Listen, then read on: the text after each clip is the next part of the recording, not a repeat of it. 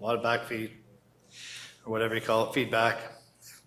Welcome to the meeting, the Planning Advisory Committee for June the 18th, 2024. My name is Brad Mitchell, and I'm the chair of the PAC.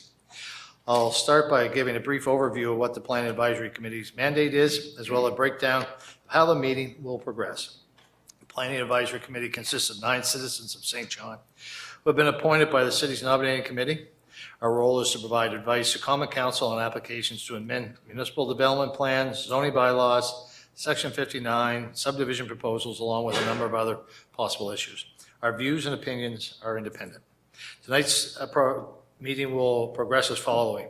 Shortly, the committee will vote to adopt the agenda for tonight's meeting. Following the adoption, we'll do a roll call for the members of the committee. We will then go through this evening's applications following that agenda until it is complete. For each item, city staff will provide an overview presentation, and following this, the applicant will be asked to address the committee. Once the applicant has finished their presentation, the committee may ask follow-up questions. We will then open the public hearing where any members of the public are welcome to address the committee. Each speaker has 10 minutes. We ask you to please avoid repetition of concerns or viewpoints. And if you have a large group, we encourage the delegation of a single representative speaker. Once it's your turn to speak, you will be called up to the pedestal. The committee may have questions for you following your address. Please note the committee has read any letters or comments submitted for this meeting. The committee may ask the applicant to return to respond to any comments that arise during the public hearing, and after this, the public hearing section is closed. No further comments may be made by the public or the applicant. At this point, there may only be questions or clarification to city staff by the committee. Please remember that this is a safe space and that we ask for everyone to conduct themselves in a respectful manner.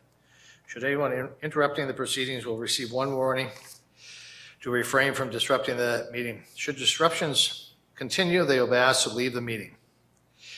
Members of the public, you are welcome to remain in the chamber to listen to the debate and decision of the committee. However, when your item is concluded, you may leave. Should you have any follow-up questions, you can contact city staff. Now, let's move into our meeting. Roll call. I'll introduce members of PAC. I'm Brad Mitchell, I'm the chair.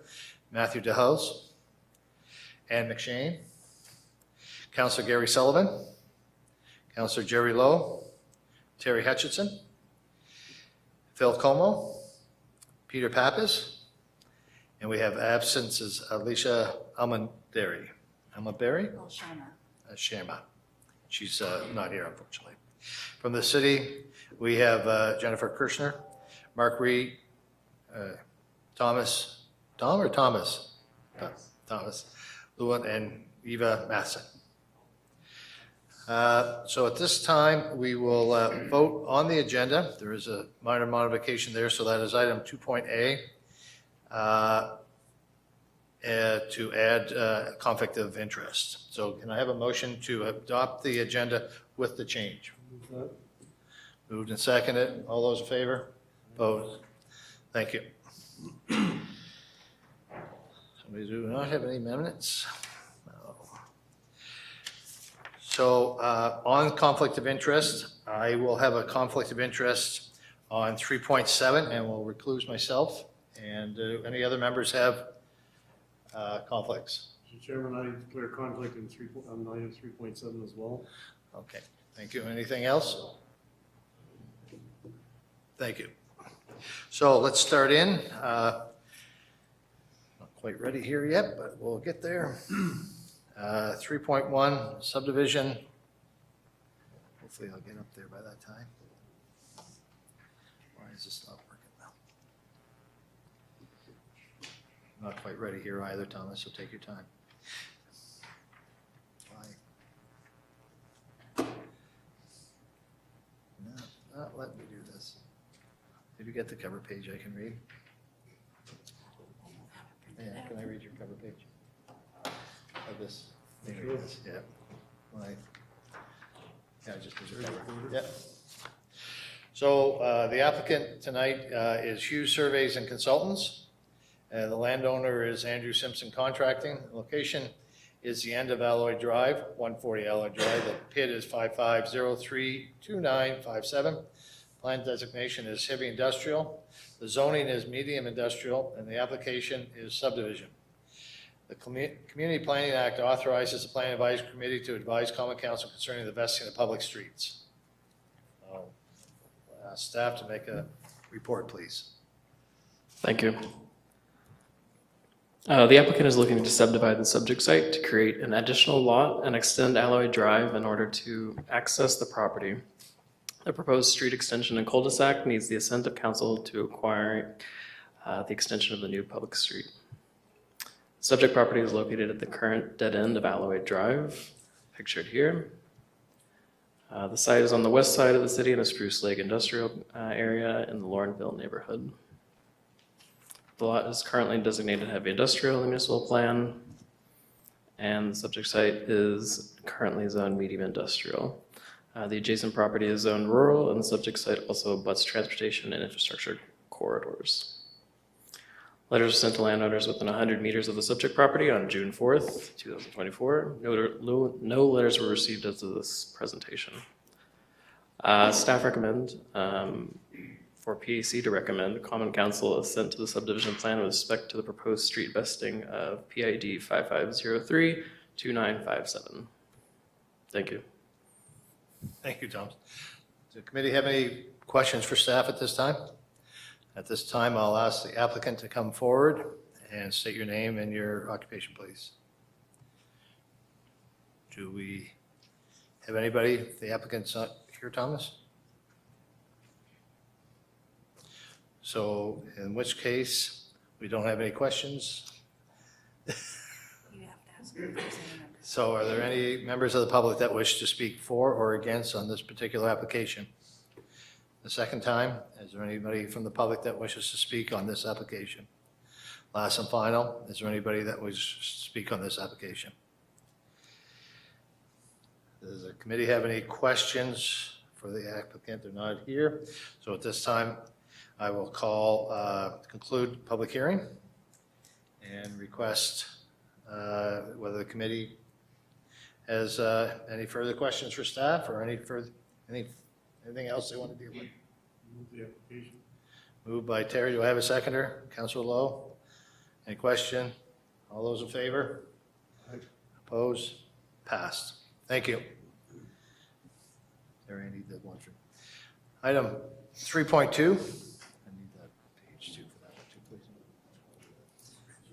It's coming, it's the computer. Oh, 1670? Yeah, I get it. Fine. Okay. Yeah, I'm good now. Nope. The applicant is Joyce Barrett.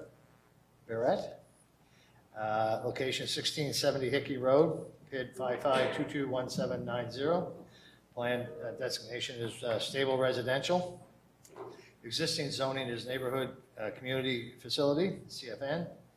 And the application is rezoning in Section 59 Amendment. Community Planning Act authorizes the Planning Advisory Committee to give its views to Common Council concerning proposed amendments to the zoning bylaw. Common Council will consider the committee's recommendation at a public hearing on Tuesday, July 8th, 2024. Thomas, please. Thank you. The applicant is requesting to remove existing Section 59 conditions limiting the number of beds in the special care home and rezoning a portion of recently acquired land from 2-unit residential to neighborhood community facility. The applicant is seeking to remove the Section 59 conditions and the rezoning in order to permit an addition to the existing special care home, providing an additional 21 beds and bringing the total number of beds to 41. The subject site is tucked behind single-family homes along Hickey Road and is reminiscent of the existing architecture of those homes, being a single-story building. The subject site is located in the Eastwood neighborhood squarely between Loch Lomond Road to the north and Grandview Avenue to the south. The immediate neighborhood is comprised overwhelmingly of residences of various densities, though there are instances of commercial activity along Hickey Road. The immediate neighborhood is overwhelmingly designated stable residential with the municipal plan. Neighborhoods located within stable residential designation are located within the primary development area at a scale and density consistent with the surrounding context. Housing of almost every form and density may be found in the area, and other compatible uses include things such as convenience stores, home occupations, parks, and community facilities.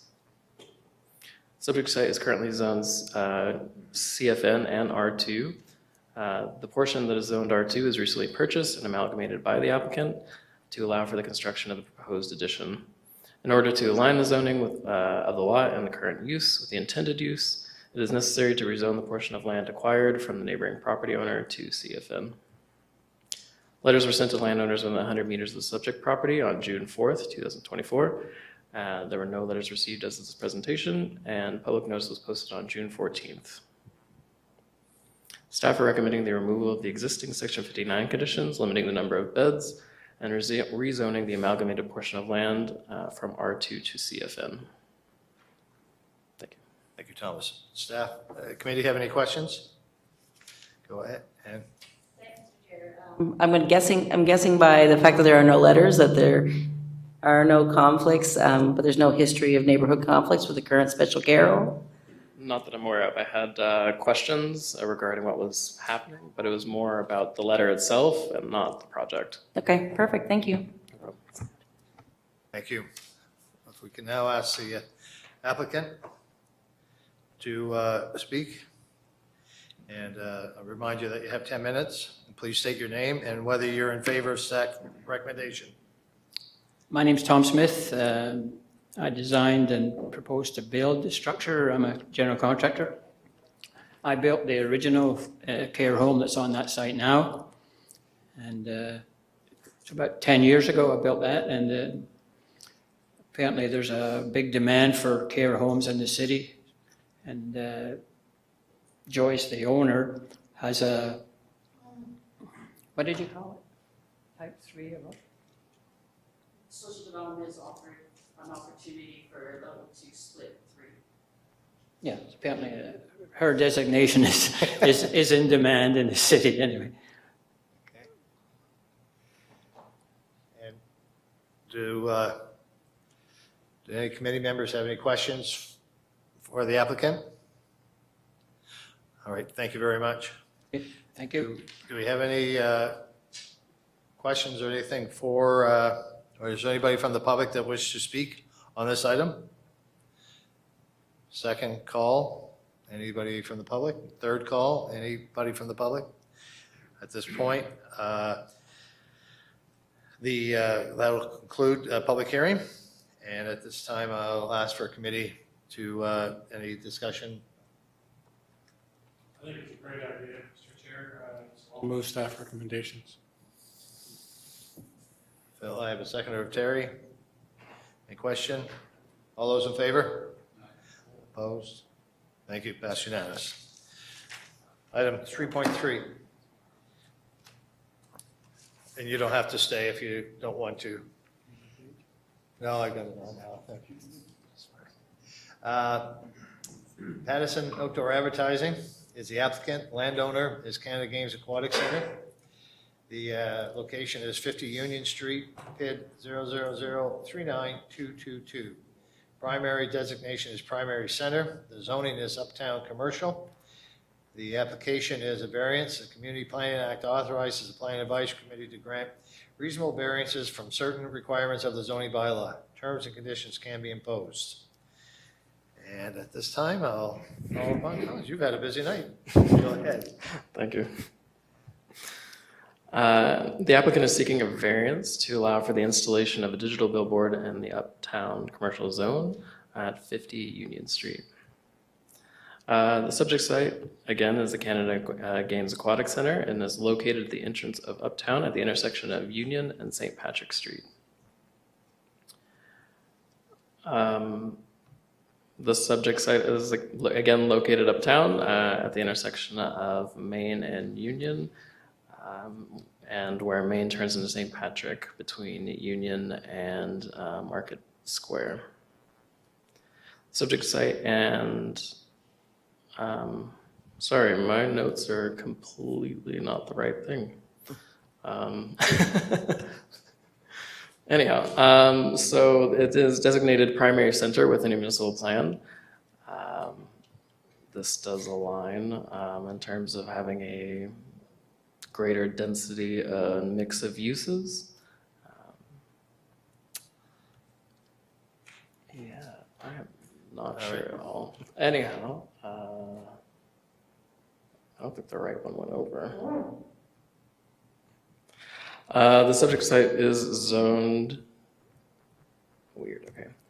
Not pictured. The subject site is zoned uptown commercial, which is a majority of the surrounding zoning as well. The uptown commercial zone does not permit billboards. That is one of the variances they're requesting at this time. Speaking of billboards, as detailed in section 7.5D of the zoning bylaw, billboard sign shall not be located closer than 300 meters from any other billboard sign. The closest existing billboard is located at TD Station, which is over 300 meters away, and is used for advertising as well as upcoming events. The closest static billboard is located on City Road, across Garden Street, which is over 750 meters away. Given the minimum 300-meter distancing required for each new billboard, the location of a new billboard within the uptown neighborhood is incredibly limited. A large portion of the uptown is located within the Heritage Conservation Area as well, and any proposed signage must meet the standards and guidelines established within the city's Heritage Conservation Area bylaw. This type of typology of signage, the typology of signage permitted within the Heritage Conservation Zone or area, would not include the signage of this type and would unlikely be approved by the Heritage Development Board in the future. There are 3 variances required to allow for the digital billboard at the subject site. Section 7.5 of the zoning bylaw lists that the corridor commercial, regional retail, industrial, and rural zones are where billboards are permitted to be constructed. These zones are predominantly car-oriented locations with very little to no residential within their immediate proximity. And while the proposed digital billboard is located within the uptown neighborhood, St. Patrick Street acts more as a collector or connector street than it does an urban walkable streetscape. This is in part due to the design of the buildings along it and the lack of active ground floor uses along St. Patrick Street. While the sign is considered a billboard, it does differ from the definition of a billboard in the zoning bylaw. A billboard is defined as being a ground sign providing third-party advertising, and in this instance, the sign would be considered a wall sign. As a result, in the uptown commercial zone, a wall sign can have 1 square meter per each meter of occupied building frontage for every business with an external public entrance. Since the facade of the building along St. Patrick Street measures approximately 100 meters in length, the 10.2 square meter area of the proposed sign complies with the size standards for wall signs. Given that the proposed sign is digital, section 7.10.2 states that a digital sign is limited to a maximum total sign area, total sign face area of 3.5 square meters. Since the proposed sign would be a digital billboard of 10.2 square meters in size, a variance from the standard is required. Letters were sent to landowners within 100 meters of the subject property on June 4th. As of this, there were no letters received. Staff are recommending the approval of the variances related to permitting a billboard in the uptown commercial zone, permitting a digital wall billboard, and permitting a 10.2 square meter sign face area. Thank you. Committee members have any questions for staff on this? Thank you. I'll call upon the applicant.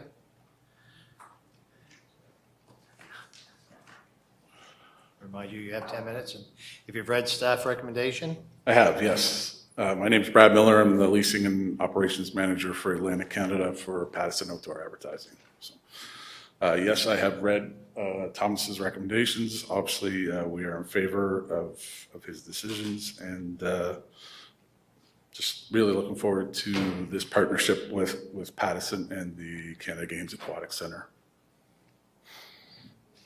Committee members have any questions for the applicant? All right, thank you. I'll now ask if there's anybody from the public that wishes to speak on this matter. Second, is there anybody from the public that wishes to speak? Third and final, anybody from the public that wishes to speak on this? Thank you. That concludes public hearing. committee members? Have you any questions or any comments or anything? Terry has moved. Do I have a seconder? Phil? All those in favor?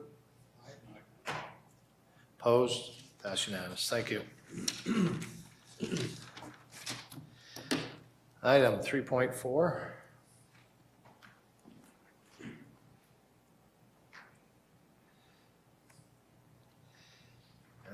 Just give me a second here to bring that one up. Rezoning a subdivision for 910 Fairville Boulevard. And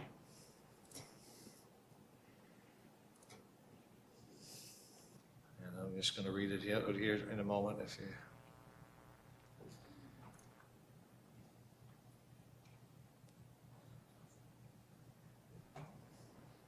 My mouse isn't working, but it's not.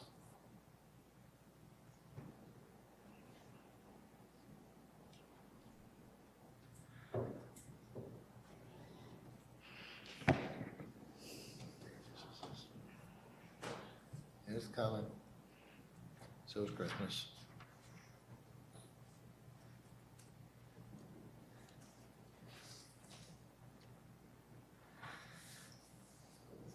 Geez.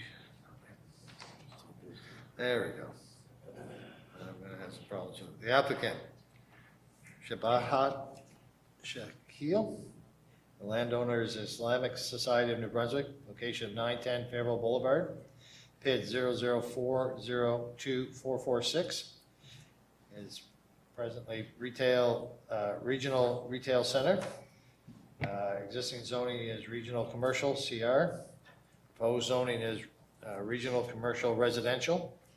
Application is rezoning and subdivision. The Community Planning Act authorized the Planning Advisory Committee to give its views to Common Council concerning proposed amendments to the zoning bylaw and will consider the committee's recommendation at a public hearing on Monday, July the 8th. Thank you. So this is an application to subdivide and rezone 910 Fairville for a mixed-use development. This would include separating the existing mosque and creating a new lot to facilitate a building that would include 2 commercial units on the ground floor and 60 units above it. This would include 50% of the units being affordable, and it would create new landscaping and parking on the site. On the screen, you can see a concept of what this would look like with the existing mosque in the background and those 2 commercial units on the front half facing Fairville. This site is located on the west side of the city on Fairville Boulevard across from the Sobeys and Canadian Tire. This is a commercial corridor, but with residential behind it on Manawaganish and pockets of residential along Fairville. Here's an image of the site with the existing mosque. The new building would be to the left of the image. And then here's another image looking down Fairville, and access for that new lot would be on the other side of that telephone pole. And finally, just the site looking east from the current access for the mosque, and you can see Canadian Tire in the background. So this site is designated as regional retail center in the municipal plan. The Fairville Boulevard area is envisioned as a secondary, more community-based regional retail center. And amendments to the city's municipal plan in 2019 provide for residential development within this regional retail center through rezonings. A similar rezoning did occur down the road at 990 Fairville a few years ago for a very similar project. As said, the current zoning is regional commercial, and staff are recommending to rezone to regional commercial residential. And it is compatible with the surrounding development pattern and would allow for the site to be mixed use. This application does require a PAC variance to allow for ground floor residential at the rear of the building. This zone does call for ground floor commercial, but with the 2 Fairville facing commercial units, the development would meet the intent of that, and a variance would just allow for residential only in the rear of the ground floor. There would also be a DO variance for lot frontage as it's 2 meters less than required for the zone, but that can be done at a staff level. We are also asking council to assent to the subdivision and any required easements, as well as money in lieu of land for public purpose. Letters were sent to landowners within 100 meters of the subject property on June 3rd, and public notice was posted on, sorry, the dates are wrong on there, on June 14th. So as the proposal conforms to municipal plan and the zoning bylaws, staff are recommending approval of the application to rezone the site to regional commercial residential and approval of the variance to allow for that residential on the ground floor. Staff also will recommend to council to assent to any of all the necessary subdivision approvals. Thank you. Thank you. Does committee have any questions for city staff? Ann? Thanks, Mr. Chair. So the non-residential piece that's on the bottom, it's only on the back portion of the building? So the two commercial units on the building would be towards the front facing Yeah. Fairville, and then, yeah, it would just be residential at the rear on the ground floor. Okay, so to allow residential on the bottom, it just be in the back. Do we have to tie that to this design? By approving this variance, are we giving carte blanche if the design changed and it was full residential on the bottom? I would have to double check the recommendation, but we could change the wording to say the rear of the site. Yeah, yes, please, thank you. I mean, with the will of the committee, thank you. Anybody else have questions for staff? Thank you very much. At this time, I'll call upon the applicant to come forward. And you keep in mind you have 10 minutes and state your name and if you're in favor of staff recommendation. And I apologize if I got your name wrong. That's totally fine. I'm Shabahat. I'm the member of nonprofit organization, Islamic Society of New Brunswick, who is the developer of this project. Anna is here with me, who is the architect working with us on this project. Like she mentioned, it is the 60-unit residential with 50% of the units being affordable. And we're going to have 2 commercials in the front. Do committee members have any questions for the developer or the applicant? Actually, we are in agreement with all the conditions proposed by Eva, so the design will incorporate those. Okay, thank you. Councilor Lowe, you have a question? It's just, if everything goes well, when do you hope to start? In about 3 to 4 months from now. Are there any other questions? Exciting, very good. Thank you. Thank you. Is there anybody else from the public that would like to speak on this matter? Second call. And third call, anybody else from the public that would like to speak on this issue? At this point, I'll close public hearing. I'll move the recommendation. And we'll move recommendation. No questions for staff. We have a change that we want to make? Perfect, I second that. Thanks. All right, you've got that up there. So we've got a motion with a minor change to staff recommendation.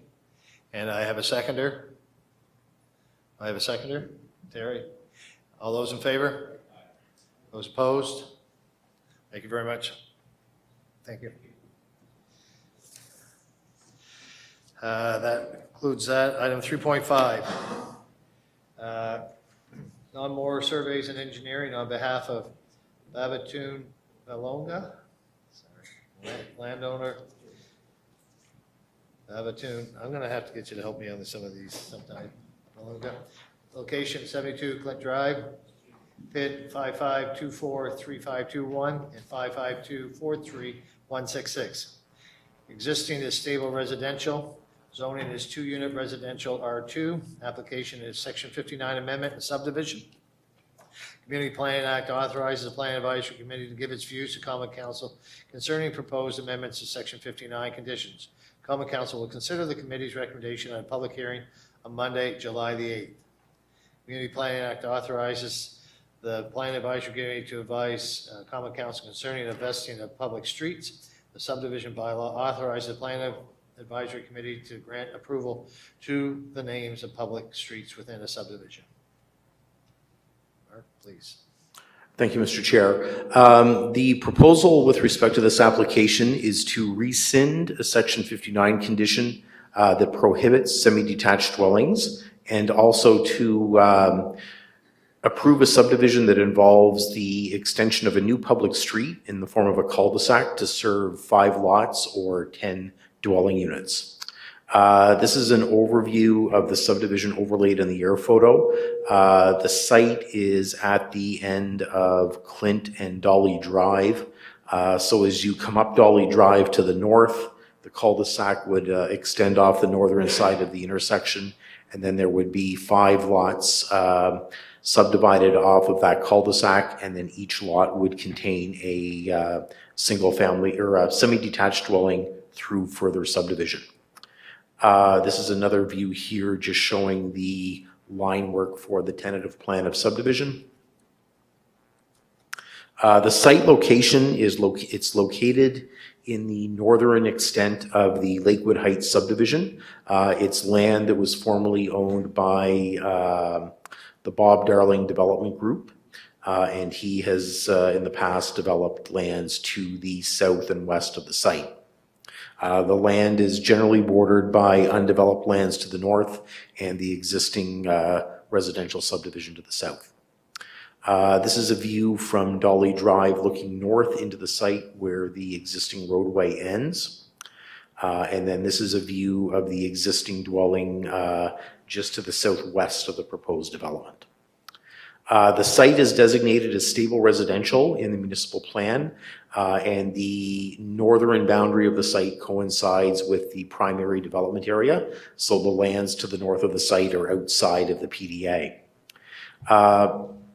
Within the stable residential designation, policy LU 88 provides guidance with respect to the evaluation of new developments. The surrounding neighborhood, it's predominantly single unit residential. However, semi-detached units are permitted by the underlying R2 zoning, and the building topology and form of a semi-detached when compared with a single unit dwelling are comparable. Servicing exists, although one thing that infrastructure development has noted is that the proposed dwellings may require internal private booster pumps, as the modeled water pressure in the site area is about 42 PSI, which is below the threshold of 60 PSI. There's adequate transportation in the area. It's connected to the existing low-density roadway network, and as well the flex service services the existing subdivision to the south. Based on this review, community planning is of the opinion the proposed development conforms to the city's municipal plan. The site is currently zoned R2, which does permit the semi-detached dwelling. However, the original approvals excluded this housing form, so staff are recommending that that condition from the 2007 rezoning be rescinded. Looking at the information that's been provided by the applicant, all of the proposed setbacks meet the standards of the R2 zone. In terms of subdivision, it would require council assents to the public street. Originally, there was some consideration of money in lieu of lands for public purposes. However, this subdivision will benefit from a credit for the past development of adjacent lands, and it will also require council's assent to any necessary local government services or drainage easements. We're also recommending that council authorize a city developer subdivision agreement to cover the roadway construction, and as well as the committee's approval of the street name as outlined in the report. In terms of engagement, letters were sent out June the 3rd to landowners within 100 meters of the site, and on June 13th, we posted notice of the July 8th public hearing. To date, no letters have been received. Staff's recommendation is to rescind the Section 59 condition and grant the necessary subdivision assents and authorizations. Thank you. Thank you. Committee have any questions for staff on this? This time, I'll call upon the applicant to make a presentation. And keep in mind you have 10 minutes, and if you could state your name and let us know that if you're in favor of staff recommendation. Good evening, everyone. My name is Babatunde, and I have my lovely wife here to support me. Of course, we are in support of this application that we've put forward. The goal was that we moved out here 6 years ago, and we see that the city has grown ever since we came here. We initially bought the first parcel from the seller, and after 2 years, we thought to ourselves that, hey, why don't we just go for it? We've had the support of our surveyors that help us put this plan together. We have some couple of friends that actually live in that area, and we are really looking forward to developing this and continue to grow the city. We live on the west side currently, but hey, we are here in the city, and we thank you all for giving us the opportunity to present this to you. Thank you very much. All right, thank you so much. Does the committee have any questions for the applicant? No questions. The public is, sorry. Councilor Just similar to what Councilor Lowe asked earlier, if this all gets approved and moves through, what's your timing like on? So we are hoping that probably sometime next year we'll start with the first one and work our way down. By first one, I mean the first lot with the first 2 units. We've already started conversations for financing. We know that there may be some infrastructure development that also comes with that. So we are putting that into consideration. We know we won't be able to get into the construction window for this year, so we are hoping that sometime next year we'll get into going for the first one. Thank you. All right, thank you. Any other questions for the applicant? Thank you very much. All right, thank you. Is there anybody from the public that wishes to speak on this second call and third call from the public? Anybody that wishes to speak on this? I'll conclude public hearing. And committee members, do you have any questions or concerns or anything you'd like to bring forward on this item? And Move staff recommendation. the seconder, Matthew. Question? All those in favor? Those opposed? Thank you. Good luck to you. That concludes 3.5. 3.6. We're getting there. Applicant is Landmark 661. The location is 660 Millage Avenue. Bid 550-24772. Plan designation is low to medium density residential. Existing zoning is general commercial zone, CG. Application type is similar and compatible use.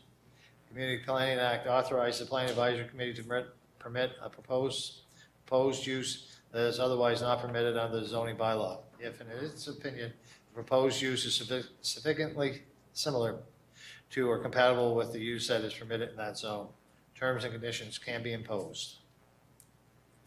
Thank you, Mr. Chair. So this is 660 Millage Ave, and it's to bring the current fenced parking vehicle storage into compliance by allowing the use as a similar and compatible use to the commercial parking lot. This site is used in conjunction with the business across the street at 661 Millage, which is a self-storage site, and the wider area consists of the Shanex complex behind it, and then some commercial along University and Millage Ave, and then residential surrounding it. In the above image, you can see the existing fenced vehicle storage at 660 Millage. This is the front of the site, and it would see landscaping improvements with a berm and some new vegetation to kind of create some kind of buffer. Here's the site from another angle, and it kind of shows you the rear of the site, the vegetation between it and the Shanex complex, and there would be no changes to the site beyond that new front landscaping. So the area is designated as low to medium density residential in the municipal plan, which does allow for commercial uses in the area. This parking lot has been a commercial parking lot since 1984, and it would meet the intent of the municipal plan to use a similar and compatible use to allow for vehicle storage. As said previously, the area contains commercial uses up along Millage and University Ave, with that institutional use of the Shanex complex adjacent, and then the rest of the wider area is largely residential with varying degrees of density. Letters were sent to all landowners within 100 meters of the subject property on June 3rd. One letter in opposition has been received, which contains the signatures of 5 neighbors. Staff are recommending approval of the similar and compatible use to legalize the use of the site as a fenced parking lot for vehicle storage. Thank you. Thank you. Do committee members have any questions for staff on this item? Thank you. If I could have the applicant make a presentation, please. Remind you that you have 10 minutes. Please state your name and let us know if you're in favor of staff recommendations. Thank you. My name is Sean O'Brien. I'm from Brunswick Engineering. We are in favor of the staff recommendation. It's pretty straightforward. They want to use their parking lot as a parking lot. So we're just looking for the compatible use. Thank you. Do committee members have any questions for the applicant? Ann? Thank you, Mr. Chair. I'm not sure if you are able to respond to this. There's a letter in here that's pretty angry as a neighbor. I don't know what to do with this microphone. Yeah, so I'm just wondering if you could speak to that. Are you able to at all, or what may be done? No, I can. I actually got an email about it while I was sitting there. I can just read you that directly. So the email from the applicant reads, and just as an aside, it should be noted that this is for a separate PID as well. Okay. All right, sorry. All right, so it reads, I'm writing in response to the concerns raised. Nothing ever works when you want it to. Concerns raised by some neighbors regarding the proposed expansion of our facility, Landmark 661 Inc., Bluebird Storage, Milledgeville. We appreciate community feedback and seek to address these concerns directly and constructively. Number one, regarding the fence. The existing fence along the perimeter of Landmark 661 Inc. serves as a security measure to protect both our property and the adjacent areas. It's important to note that the security fence is not designed for privacy. We maintain this fence in good condition to ensure it serves its purposes effectively. The letter has photographs attached. I can forward this to you guys later if you'd like. But it says attached photographs show the current condition and functionality of the fence, affirming our commitment to security and proper maintenance. Number two, cleanliness and management of bin areas. We prioritize the cleanliness and management of our bin areas. These spaces are regularly cleaned and maintained to ensure they do not pose a health or aesthetic risk to the neighborhood. We understand the importance of cleanliness and take this responsibility seriously. Enclosed photographs, again, demonstrate the regular upkeep and cleanliness of this area, contradicting any concerns about potential neglect. Number three, option for privacy fence. If neighbors feel the need for enhanced privacy, they are welcome to erect a privacy fence adjacent to our existing structure. We believe this approach allows for additional privacy for those who desire it without imposing further obligations on our facility, which already complies with local regulations regarding security measures. We're committed to being responsible neighbors and operating in a manner that respects the interests and concerns of our surrounding community. We are open to dialogue and are willing to discuss these matters further to reach a solution that is acceptable to all parties involved. And as mentioned, I can forward that email along if you'd like. Okay, thank you. Thank you.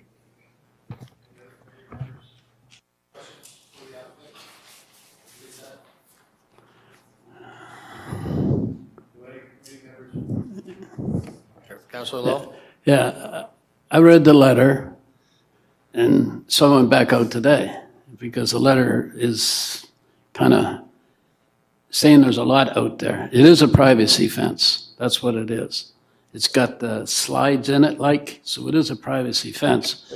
And there's a section missing, no big problem, but there's 3 or 4 pieces broke, nothing serious. I would suggest you take the garbage can that's adjacent, parallel to that fence, which is parallel to the neighbor, just put it over on the other side where you got storage sheds. I think you got 6 portable storage sheds, right? And the pallets and the other garbage cans are a good 30 feet away from the fence, and to me, it's no problem, right? But the only thing I could say is the garbage can. It is a privacy fence, and some of the slots are broken, which is a natural, but I would take the garbage can, one of the 4 garbage cans, and put it over where you got a portable on the side. That's, other than that, to me, it's no problem. Okay, perfect. Yep, I will bring that to them. Are there any other questions for the applicant at this time? Thank you very much. Thank you. Is there anybody from the public that wishes to speak on this item? Please come forward and state your name. I remind you, you have 10 minutes. Hi, my name is Noreen Ballard. I didn't expect to speak tonight, so I'm a little bit nervous. I didn't expect this, so bear with me as I rumble through it. I live on 20 Woodward Avenue in the corner of Millage Avenue in Woodward. I'm the first house there, so I back up to Landmark, where the privacy fence is a mess. It's not a couple of sites. Jerry, I appreciate you going out to look, but it's bad. We leave the trees overgrown to hide the mess of the fences. Now, I disagree with fence going across the road simply because they're not looking after the property beside me, in my opinion. I have gone to them before, and it's not, how can I say it? Yeah, he's got 4 bins there.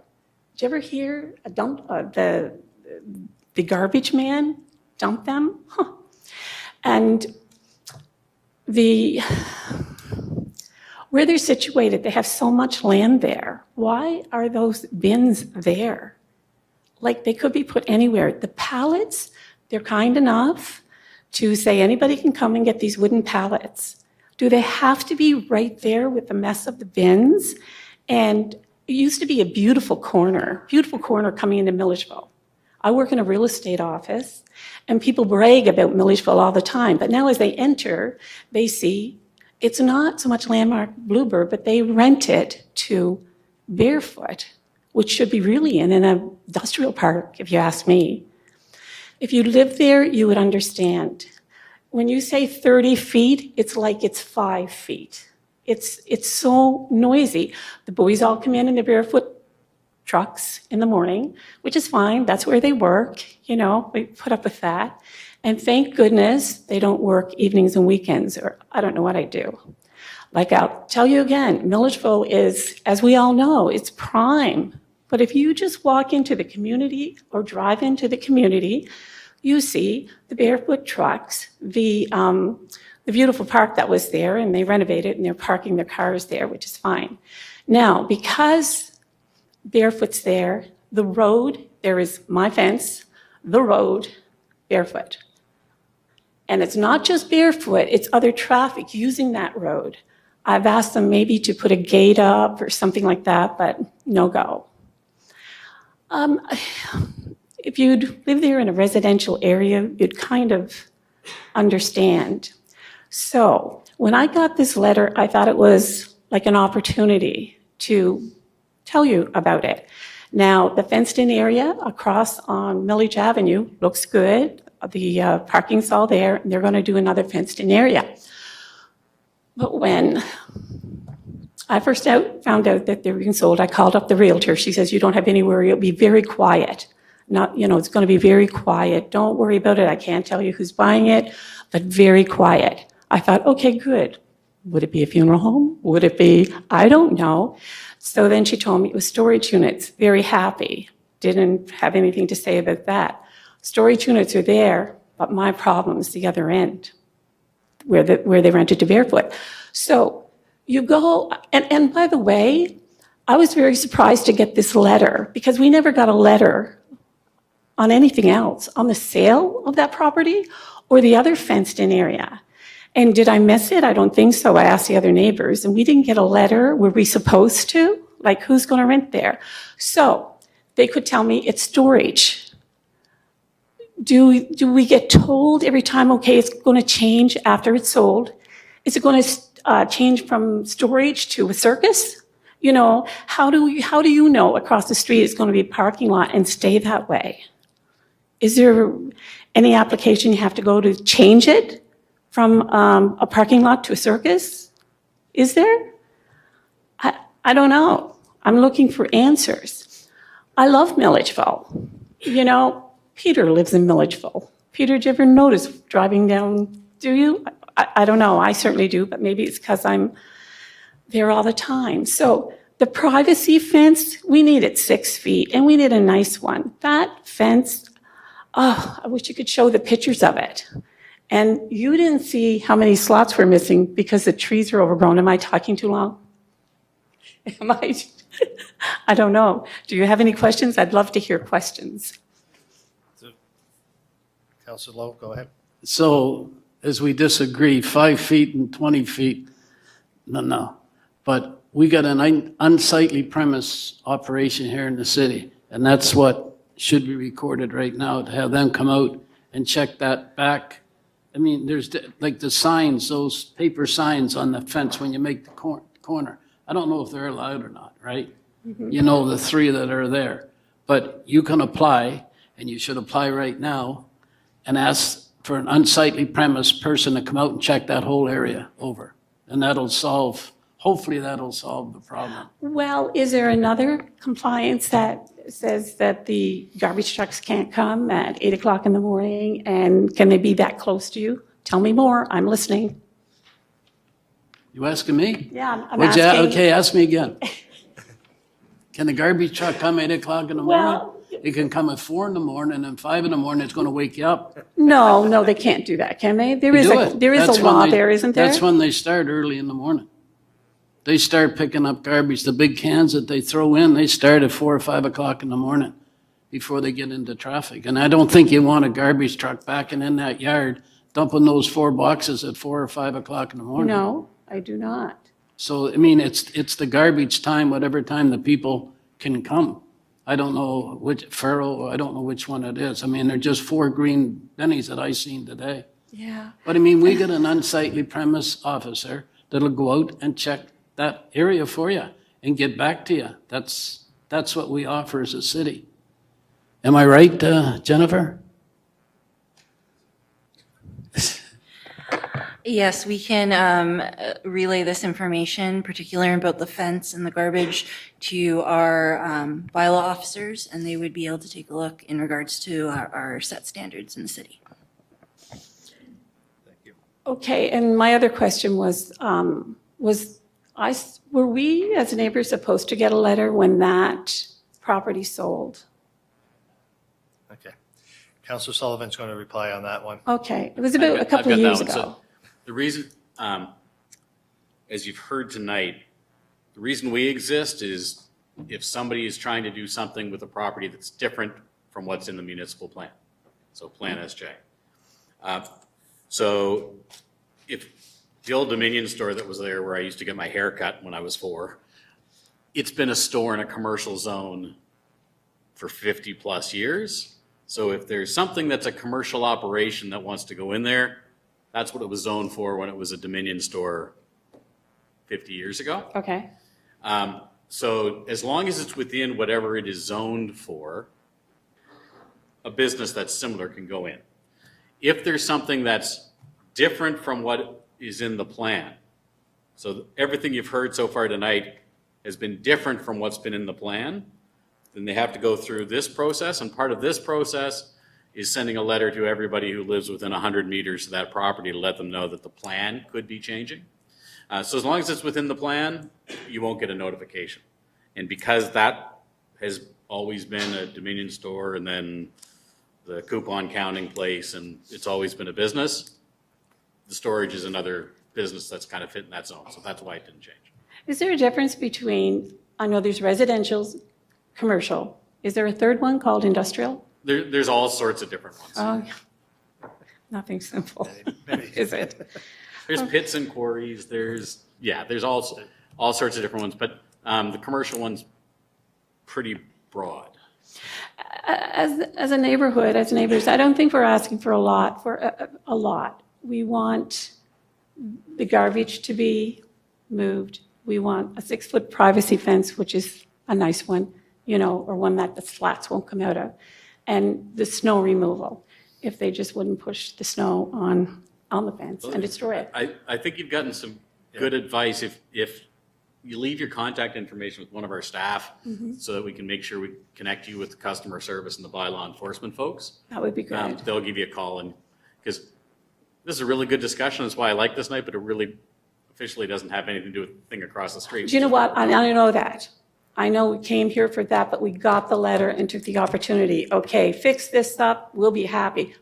That- We'd be happy That's as a why I clam like if this we night, did because it. you have conversations and a lot of folks don't know how to connect. So Yeah. we'll get you connected. Yeah, and we want to be good neighbors. I want them to be good neighbors, and that's what I have to say. Any Thank you. questions? Thanks for coming. Does anybody else have questions? Thank you very much. Does anybody else from the public have anything else they'd like to add? Anybody else from the public, anything else they want to add? Can you come forward and state your name, please? Because when it was erected Can you come down? years ago, it was kind of a promise, and if you want to go back and see when you issued the permit to have that fence put up, there was a promise that they'd maintain it. It looks like the devil, and anybody can come out in any of our yards and look at it, please. The one that's, the slats are out of, a couple slats are out of it. No, all the slats are out of it. It does look terrible, and they promised they would maintain it in order to put it up. Well, they're not maintaining it. I don't care if it sells 3 times, but if the promise was there when you issued the permit to put the thing up, then they should be maintaining it. It doesn't matter if it's sold twice or 3 times since. Forgive me, but my faith is a little bit thin, but I would ask you to do that. Thank you. Is there anybody else from the public that wishes to speak on this matter? Third and final call. Is there anybody else from the public that wishes to speak on this matter? At this point, would we like to call the applicant back?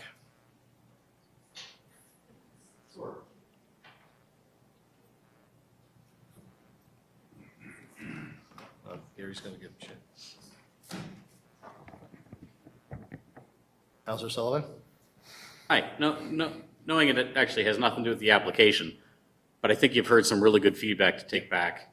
Yeah, I have no problem We taking want us to be back to good that. neighbors. That was a very important comment.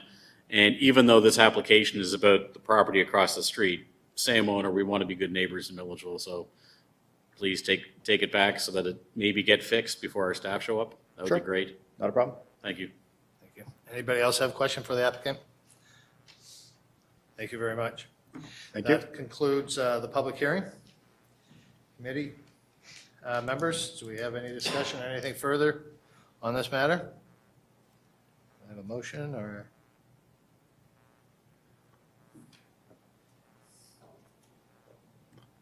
I'll move staff recommendation on this, and hopefully that'll be fixed up before it goes to council. Terry has seconded. Any question? All those in favor, raise your hand. Opposed? Thank you very much. That concludes 3.6. 3.7, I've declared a conflict and will be standing down from the chair. So Matthew and Terry Hutchison will also be standing down. So we'll close down. Just give us a minute here, please.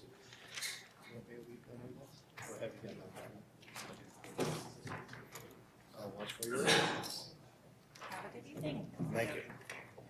Enjoy the nice weather while we're inside. Do you want me to pilot the buttons, or are you good? I think I've largely got it. Back up on the buttons as well. We'll just give everyone a minute for them to pack up and depart.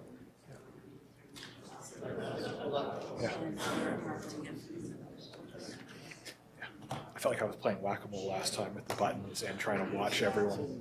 You seem to.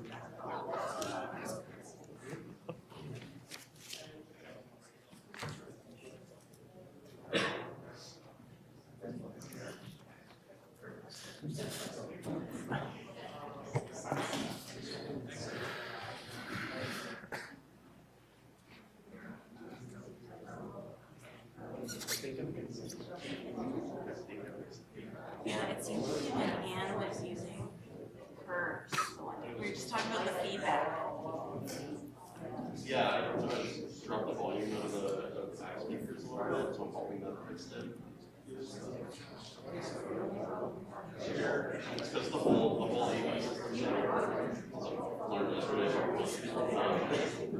So it's the making do with the main system, the mixers ready to fix that and stuff.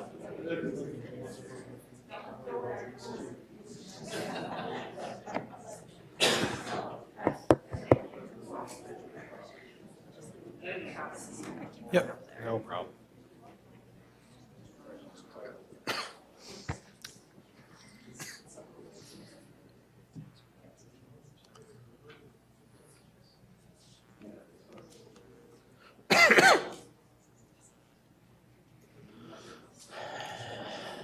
No worry.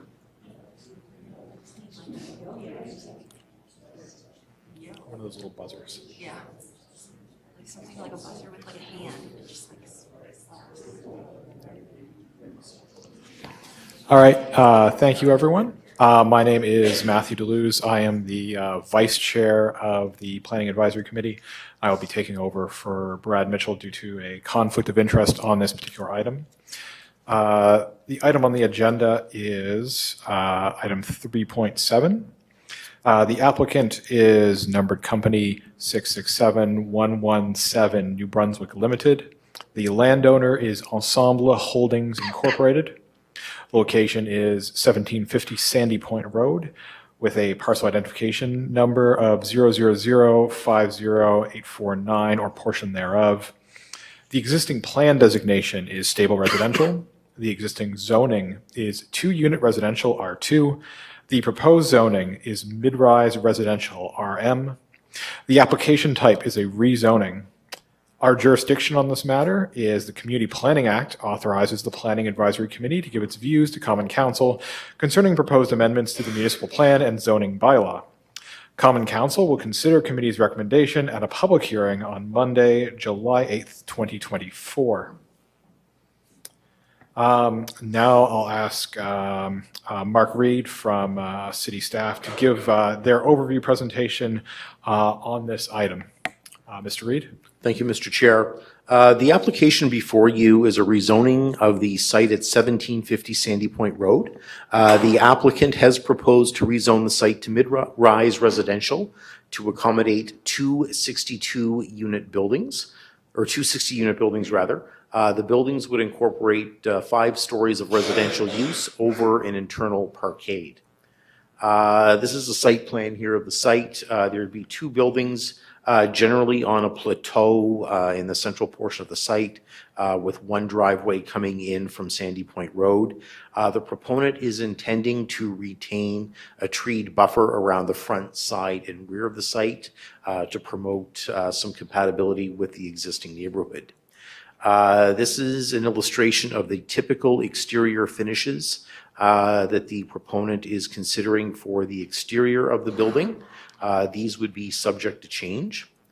The site itself is located on the western side of Sandy Point Road, south of the Fieldstone Estates development. This is a view of the site from Sandy Point Road. There's a fairly large outcrop along Sandy Point Road, so the site's elevated. The intent would be to retain the trees along the front part of the site to attempt to minimize the massing of the buildings on the adjacent neighborhood. This is another view looking in the opposite direction, again, of the existing conditions along Sandy Point Road. The site is designated as stable residential in the municipal plan. When we do review developments like this against plan policy, policy LU88 is one of the key policies that we review, and that's really the key policy that directs development and future development in stable residential areas. We note that buffering is provided between adjacent areas of lower density development through the proposed tree retention on the site. As well, servicing is adequate. The developer completed a traffic impact study. The key concern from the city's perspective was the left turn into the site. So the developer engaged a traffic engineer to review that.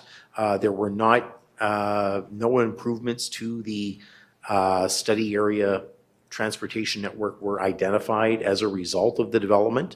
I note that the city in our capital program is planning a roundabout further to the north at the Sandy Point Road Foster Thurston intersection for the upcoming construction year.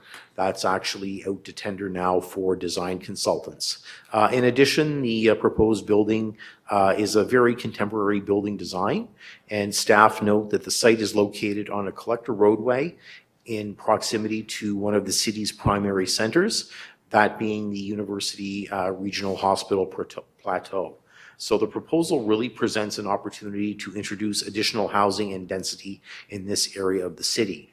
The development also benefits from infrastructure that was installed in the past by the city approximately 20 years ago to open this area up for development and also help solve some servicing challenges with existing dead-end water mains in the Sandy Point, Kennebecasis Drive area. Zoning of the site is 2-unit residential.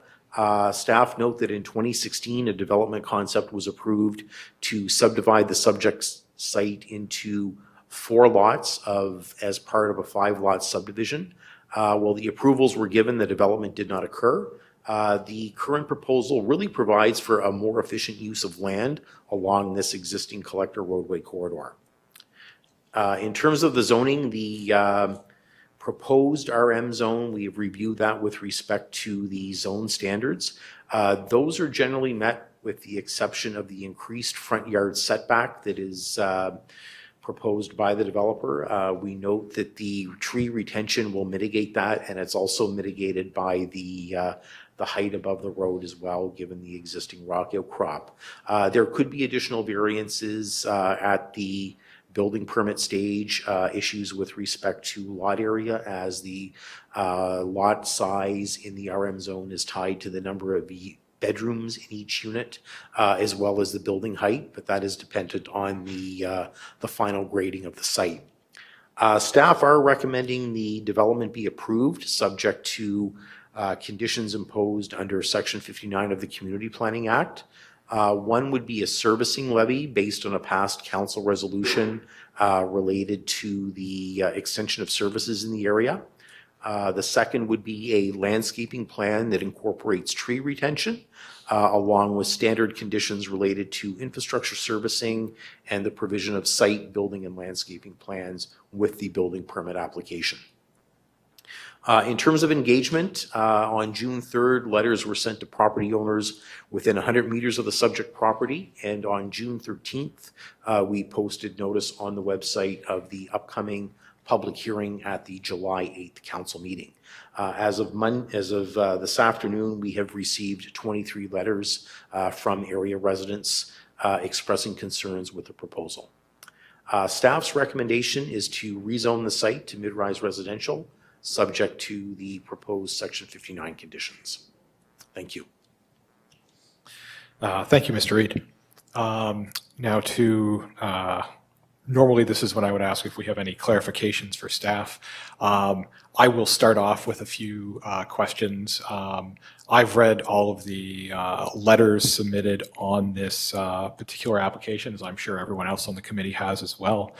And I sort of wanted to play devil's advocate with you and make sure that all of the concerns that we saw in those letters, we can sort of have a preemptive discussion on them here, just to make sure that none of their concerns are forgotten or not addressed in this forum.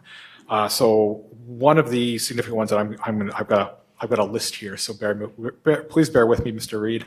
So I wanted to talk about, ask you about water and drainage requirements. So if this site is developed, what is the responsibility of the developer to ensure that there is no stormwater runoff, there is no erosion on neighboring properties caused by, say, for example, putting down the parking lots?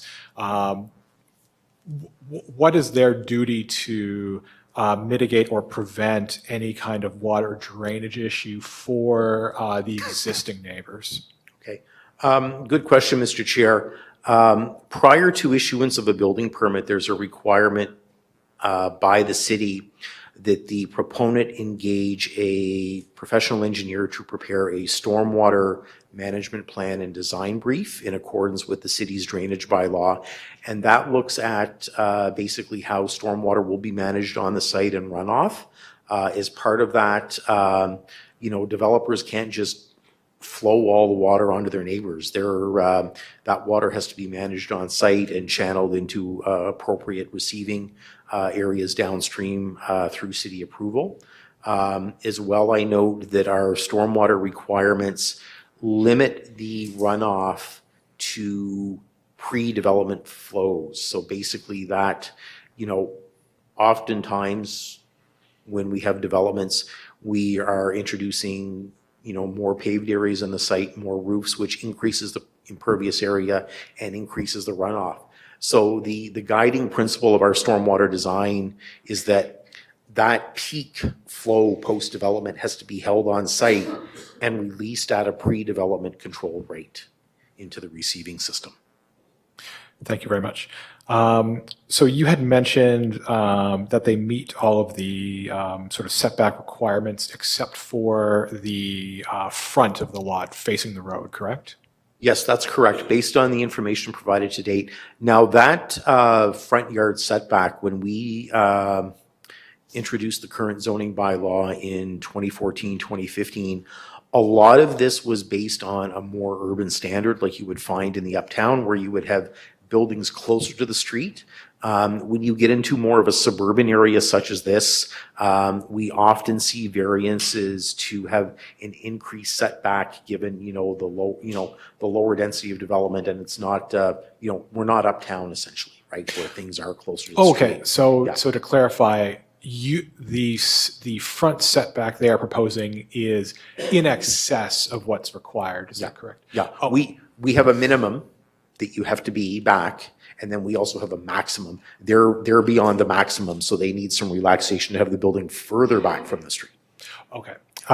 Thank you for clarifying. So there is sort of over and beyond setbacks, and the variance would sort of be for almost a lower density use of land than would be required for that zoning. Is that a correct characterization? That would be, a correct characterization, yes. And there's sufficient, even given that extra front setback, there's still sufficient setback and privacy screening and remaining vegetation and trees, because I noticed that was a significant concern of many residents, that we maintain that sort of tree cover around that lot so that you don't have a looming building. That is, so somebody's backyard view isn't just the back of an apartment building. Yeah, we're not robbing Peter to pay Paul off the back, I guess, to simplify it. Okay, thank you very much. So I noticed in the diagram, you mentioned they have 5 stories plus an internal parkade, but it looked like there was surface parking in the diagram. Yes, there's still some surface parking at the back.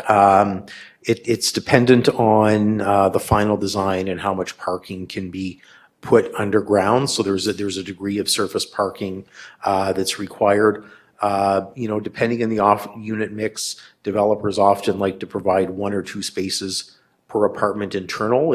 But some of that may be outside as well as space for visitors as well. So, thank you very much. On traffic, and again, I will note that that was a very significant concern amongst the letters we received. You mentioned they did do a traffic study, and it was noted that there would be no significant impacts. Is that correct? Yes, that's correct. City staff reviewed this proposal, and we're satisfied with overall roadway capacity in the area at the intersections. I'm not disputing the fact that in certain times of the day there is a high volume of traffic on Sandy Point Road, and that's not uncommon for a collector road such as this. We have the same issue in the eastern area of the city along Loch Lomond Road, where if we said no more development in the area, the road could still continue to get busy, because I think one of the things that you have to remember with Sandy Point Road that's important is this is kind of a key link between outlying areas of the city to the east, such as Rothesay, Quispamsis, and Hampton, and one of our major employment nodes being the university and hospital. So, folks coming in the morning, inbound on Route 1, they can either take the Rothesay Avenue interchange and then come down Ashburn to Foster Thurston, or they can take the right in on Foster Thurston. There is a quite a pronounced peak there, attributable to the university and shift changes at the hospital. So we are adding 120 units. So even though the traffic study noted there's no impacts, is that due to, for example, is Sandy Point simply able to absorb the extra, traffic generated by the 120 units? Yes, that's correct. Okay. And I have one last question, I promise. This is about the sort of stable residential designation and how neighborhoods change over time. So does the stable residential designation effectively mean that, there's going to be no densification or no changes to neighborhood character? Or if we are making changes in stable residential areas, what guiding principles do we use to make sure that any additional developments in that neighborhood don't irrevocably damage the neighborhood, even though granted that the neighborhoods may change? No. Through this, it's really the conformance with municipal plan policies such as policy LU 88. Now, in this particular case, arguably this is a new building form that isn't found in the surrounding neighborhoods. So that's where areas such as, site design and the site buffering, tree retention, provision of appropriate setbacks, those can help integrate, different densities and different housing forms into existing neighborhoods. And there is framework provided, in LU 88 around buffering and compatibility, and staff are of the opinion that those criteria are met with this proposal. Okay. Yeah, because very, very small anecdote. I grew up in Toronto. I used to live in Toronto. And one thing I don't want to see here in this lovely small town is sort of the development mania that I grew up with, where you would have literally an 80-story condo next to a single-family home on the same street because of sort of rampant upzoning without regard to how it fits into neighborhood character. So as long as, I think one of the most important things is if we do densify, that you don't have these, what almost looks like random abrupt shifts between neighborhoods where you have single-family home, 8-story building, single-family home with no break. And I guess, so this, in your opinion, would blend sufficiently with the neighborhood to avoid that particular scenario?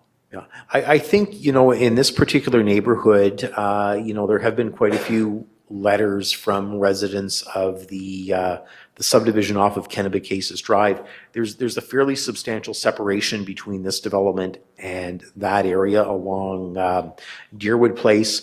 As well, you look at this map here, and the lots on the right side of the map on Sandy Point Road, they're a lower density development, larger lots. So there's a bit of a buffer there on those lots as well for integration. So it's through tree retention and larger lots. And, this is a 260 unit buildings on, a fair sized lot as well. And that provides for the buffering around the site, which helps to, provide some more means of ensuring compatibility with the adjacent neighborhood.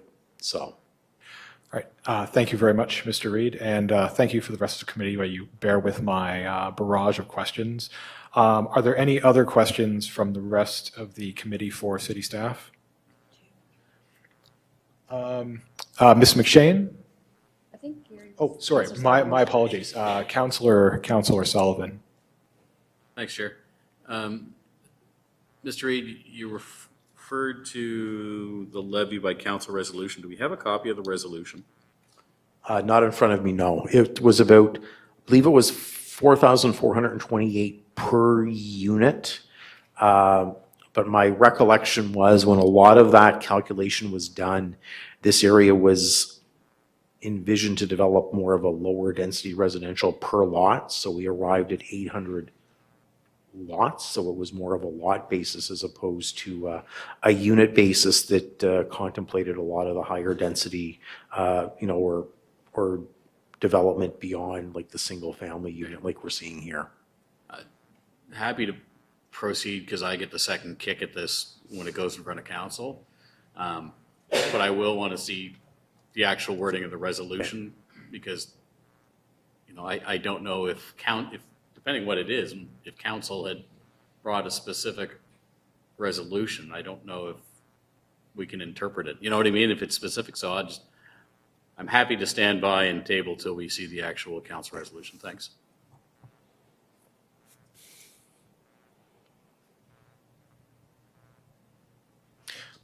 My apologies.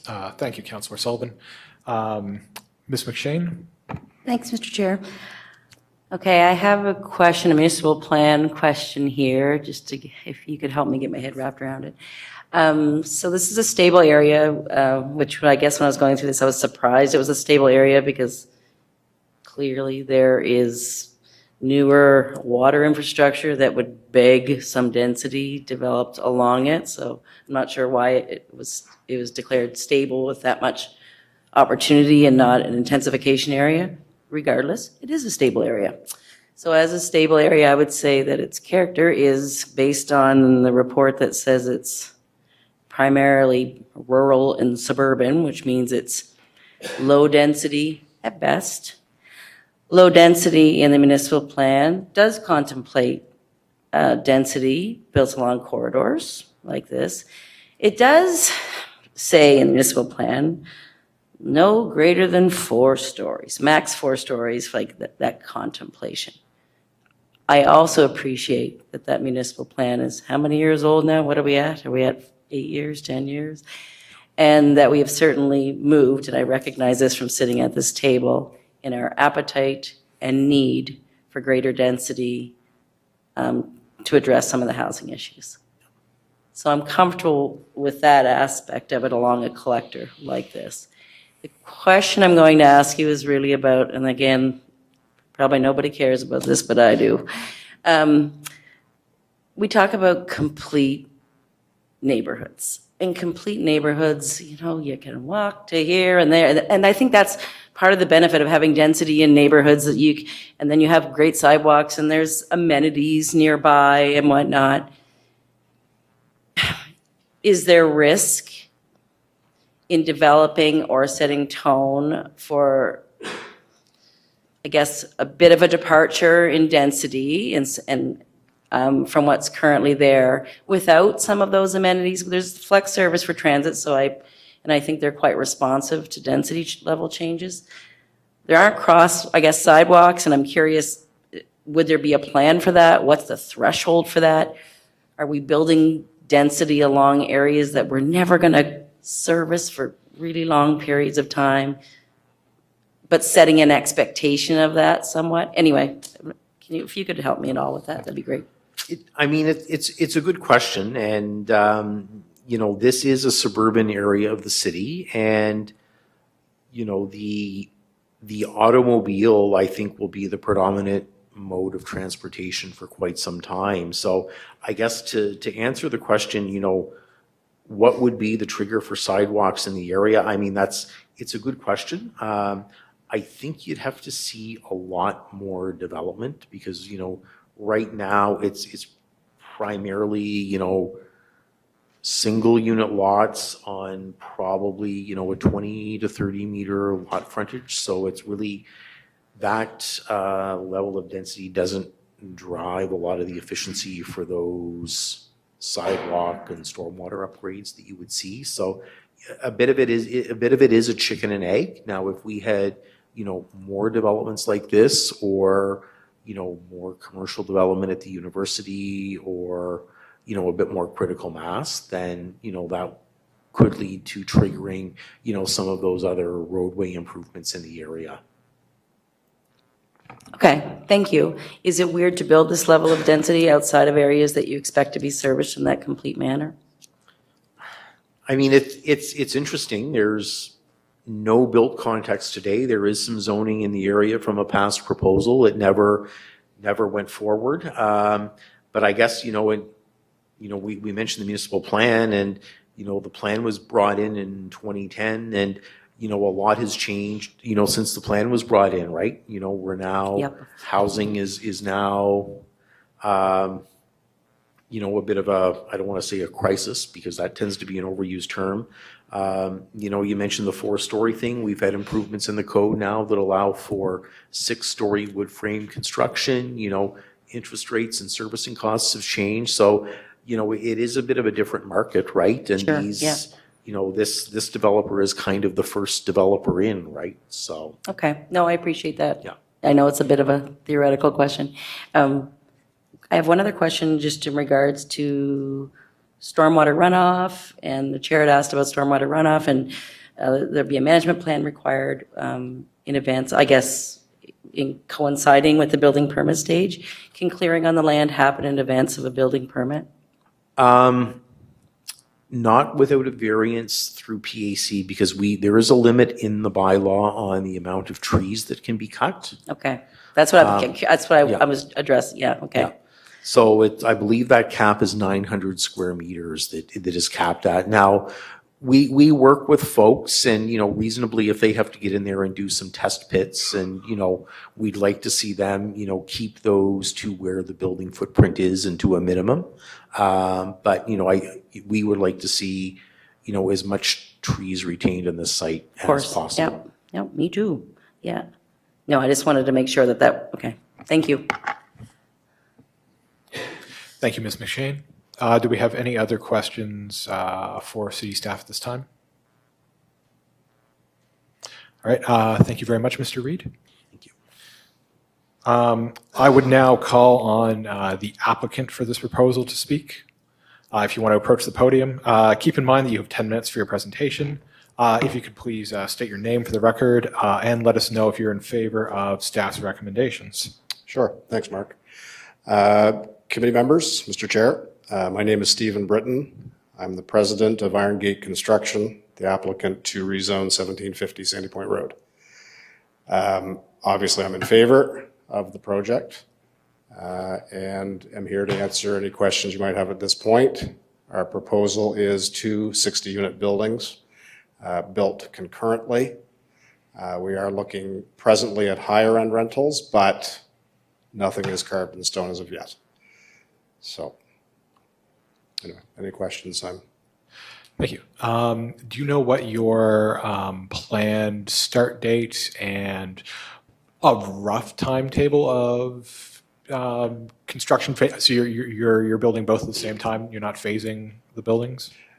Again, it'll depend largely on labor supply. Okay. Will probably be the biggest determining factor, and we're probably about 18 months from start presently. Okay, so like fall 2025? Perhaps. Again, if this process goes smoothly, and then a lot of design and figure out how we're going to save a bunch of trees, for sure. No problem. Do we have any other questions for the applicant from the committee? Councillor Sullivan? Thanks, Chair. Higher end apartments, it's at the top of the hill on a plateau overlooking the St. John River. How many floors do you foresee above the trees with water view? 2, maybe 3. Okay.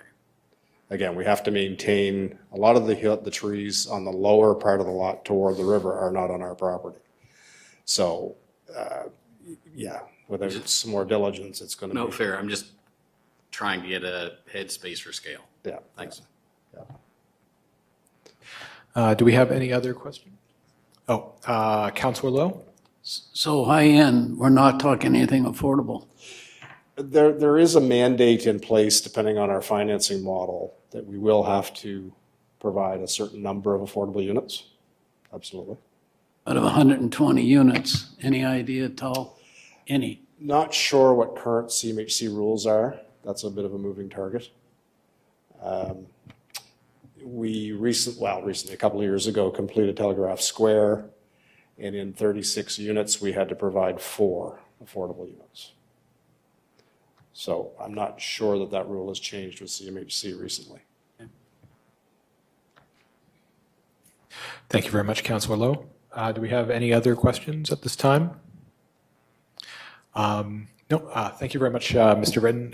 You may take a seat. We may call you back depending on if we have further questions. Perfect, thank you. Thank you very much.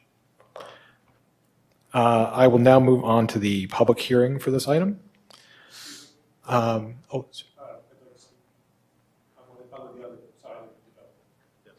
Pardon? Oh, you're a partner. My apologies. Please come up. Sorry, I didn't want to direct, but my name is Bill Dunnett. I'm Stephen's partner on this project, and my background is I've been doing development for about 15 or 20 years. I was involved in Cedar Point, and we did about 150 units in Cedar Point, this phase 2, after Mr. Blanchard finished. I also developed a golf course out in East St. John, and I'm currently doing 11 24-unit buildings out in Heatherway, and I was in front of you people about 2 or 3 weeks ago for another phase on Heatherway. So I've been along with Stephen's experience because he's done quite a few buildings in the Milledgeville area already. We feel that we bring a local component that a lot of other developers don't bring. We're local. I've lived in Milledgeville 54 out of 60 years, so I know the area well. We're not there to disrupt anybody's lives. I was a landscaper for 35 years, so saving the trees is quite important to me. We've came up with the plan to buffer the front, so when you drive by, other than the driveway, you probably will not see our buildings. You will see them from the back, but you will not see it from the front. And the back, again, will be buffered with the trees behind it, so I don't think that that's going to be too excessively abusive to the neighbors in the back. We like I said, like Stephen said, we have an 18-month window. The reason we have to do that is we're trying to purchase the property right now, and we can't purchase the property until we get proper zoning authority to do that. And so once that's completed, then we can start our design and actually start spending some money. That's basically what I've got, if there's any questions. Thank you very much, Mr. Dunnett. I do have one quick question for you, or more. And please forgive me, this is a bit of a, I suppose, a loaded question. But given that you are a resident of Milledgeville, would you be happy if this building was in your backyard? We've looked at this site. This site was, there was 4 lots proposed for 8 years. And I've looked at the site. I actually walked those sites the first week it was for sale. And I walked on it and I said, this won't work as a single lot. It just, the cost of the lot with the blasting and all of that. I actually live in Cedar Point, and I developed that area. So I live in an area that I did development. There was a lot of blasting and all that. If I had the distance around me in my neighborhood, no, I would not, because it's all single-family homes. But because of the proximity of the land to the neighbors, I believe the closest house down below us is 60 meters through the trees, and we wouldn't be clearing any of those trees. So yes, I would be comfortable with that. Thank you very much, Mr. Dunn. I appreciate your... And this is Andrew Toole. He'll talk about the technical. Thank you. Andrew Toole, Delmar Service and Engineering. I was supposed to respond to the letters that we received, but I feel like you asked all the perfect questions and Mark gave the perfect answers better than I ever could. So if you have questions, I'll try and answer them. But he did better than I could stumble through. Sure. Thank you very much. Do we have any additional technical questions for any of the applicant or his partners? No questions at this time from the rest of the committee. So now I will move on to the public hearing for this item. Anyone from the public, if you wish to speak either for or against this item, please feel free to approach the podium. We would ask that you state your name for the record, and everyone will have 10 minutes. I would ask that people not repeat subjects that have been covered, just to ensure that we can move the dialogue along this evening. So if anyone wishes to speak on this item for or against, please feel free to approach the podium.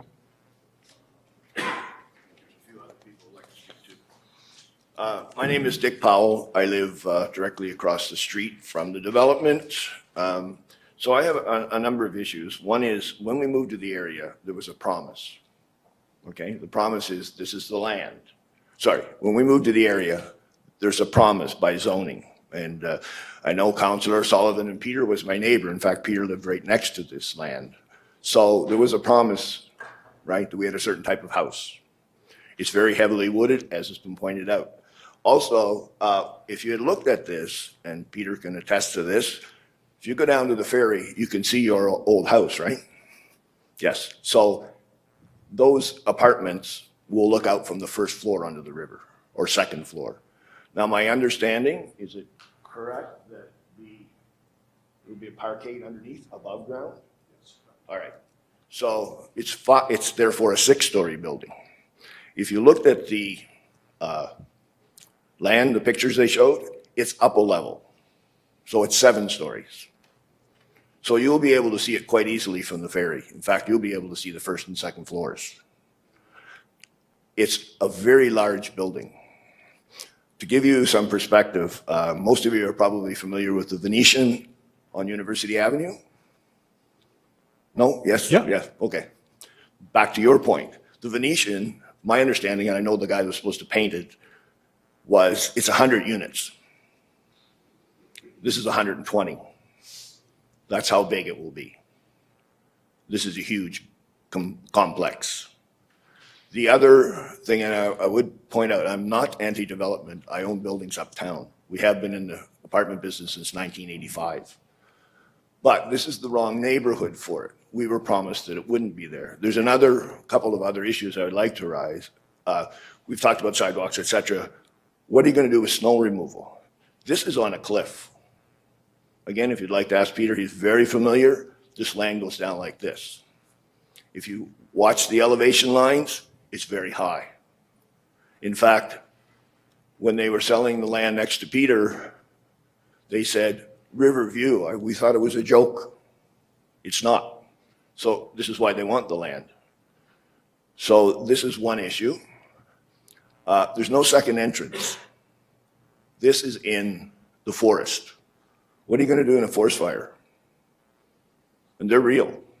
We live in Rockwood Park. We're pretty well right on it. It's a concern for us, right? So you only have one entrance. What are you going to do if there's a big fire? If you look at it, the fire department would have to park their vehicles in the parking lot, which would be full of cars. So has this been assessed by them? Right? The other issue I want to point out is that there's no shortage of land for apartment buildings. If you go down on University Avenue where the Venetian is, there's a large chunk of land. You just approved a couple of other large apartment buildings. If you go to the top of Tartan Street, where the church is, there's all sorts of land up there. So it's not like we have a shortage of land. We can still preserve this neighborhood, and as you pointed out earlier, not turn it into Toronto. So the reason people came here, it's not Toronto, right? We don't need big apartment buildings in local neighborhoods. We have neighborhoods that have buses, and we've gone through this before, Gary, densification, right? You're very familiar with it. The city tried to develop next to us and started a bus route. Nobody on the bus. It was a waste of money. So why are we doing this? Because somebody wants the view. There's lots of other places that they can put apartment buildings. And something you should be aware of, there's 300 apartments coming up in Milledgeville in the next 3 or 4 months. The Venetian, the one down, several on two on Milledge Avenue, 2 more buildings up on, another one is up on Technology Drive. There's not that many shortages of units, especially at the high end. There's no real necessity for this building to be there. Anyway, thank you for your time. Thank you very much, Mr. Powell.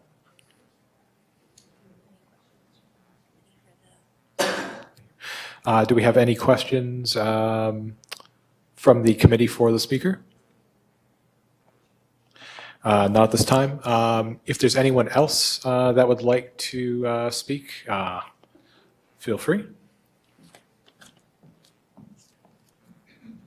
Hello, council members. Matthew Murden is my name. I live on. Sorry, I didn't catch your Sorry, last no name. problem. Matthew Murden. Murden. So I live on 1810 Sandy Point Road. So that would be the essentially adjacent to it, not from beneath, but on the side. First question I want to ask the folks here is, we live next door. We never got letters at all. So when you talk about 1750, yes, 1750 is further down, but 1790 is in the back of our property. And the only reason why we're informed is because there was a nice lady who went around with a written letter from herself stating, we need to do something. So for one, not a good feeling for the residents. Regardless, my property is on Sandy Point, and my backyard in my own property goes up about 20 feet of a rock retaining wall, essentially, that was blasted out in order to put my home there. You're building a property that's about another 50 feet on top of that. And the rain is going to have to go somewhere. And I know we touched on that, and I appreciate everybody bringing those points forward. But it already does without having a parking lot or apartment building. The rain comes down now. Myself and my neighbor have already done all of the requirements to make sure that that water goes between our properties and out to the roadway versus on our foundation. So that is a major, major concern for myself. And for a young family, and as we're starting a young family, so are the folks in our neighborhood, having 120 units in our backyard is certainly not something that, when we moved to this neighborhood, was ever even remotely the thought process. We went into a neighborhood that was residential, that was single-family homes, that had that in the city, but in the country feel. And that's certainly something that is a detriment to our neighborhood. I know we've talked about the roundabout, which thankfully is going to be there, because that rumble strip makes me feel like my cell phone's going off 24/7, because there's 10,000 cars that pass that rumble strip. And I'm that first household, so certainly that's appreciated that we're finally getting a roundabout in that area. But that's a blind corner as well. And noting that you're going to then turn into a potential apartment building after a blind corner certainly does not leave a lot of comfort in my sense, because there's already enough accidents that happen on Sandy Point and Foster Thurston corner, let alone another 120 potential cars entering in there. So major concern. You talk about the backside of Rockwood Park as well. A lot of people use that parkway for walking, for their dogs, for bikes, for all that. So not having a sidewalk that allows us even to go up to the front of Rockwood Park from the back of Rockwood Park, nor the hospital, nor the university, it's very dangerous walking on Sandy Point Road in general. And now you're going to introduce potentially another 120 families to that area that have nowhere to walk. Certainly does not leave a lot of comfort in my eyes either. So I appreciate the opportunity to speak, and thank you very much on that. I have a couple quick questions for you. So, Mr. Merton, so you said you live on Sandy Point Road? Yes. So there's no sidewalk in front of your house, correct? Sorry, in front of my house, yes. I'm talking, I guess, right out in front of what would be the new apartment buildings. Oh, okay. Okay, so the sidewalk doesn't extend the entire length of Sandy Point Road? It does not. It stops out in front of my home, right before you get to the intersection of Foster Thurston and Sandy Point Road. And that would be right at the end of Rockwood Park, the back entrance of Rockwood Park. All right. Thank you very much for the clarification. I appreciate it. Thank you. Do we have any other questions for the speaker? Thank you. No, thank you very much. Do we have any other members of the public that wish to speak on this item?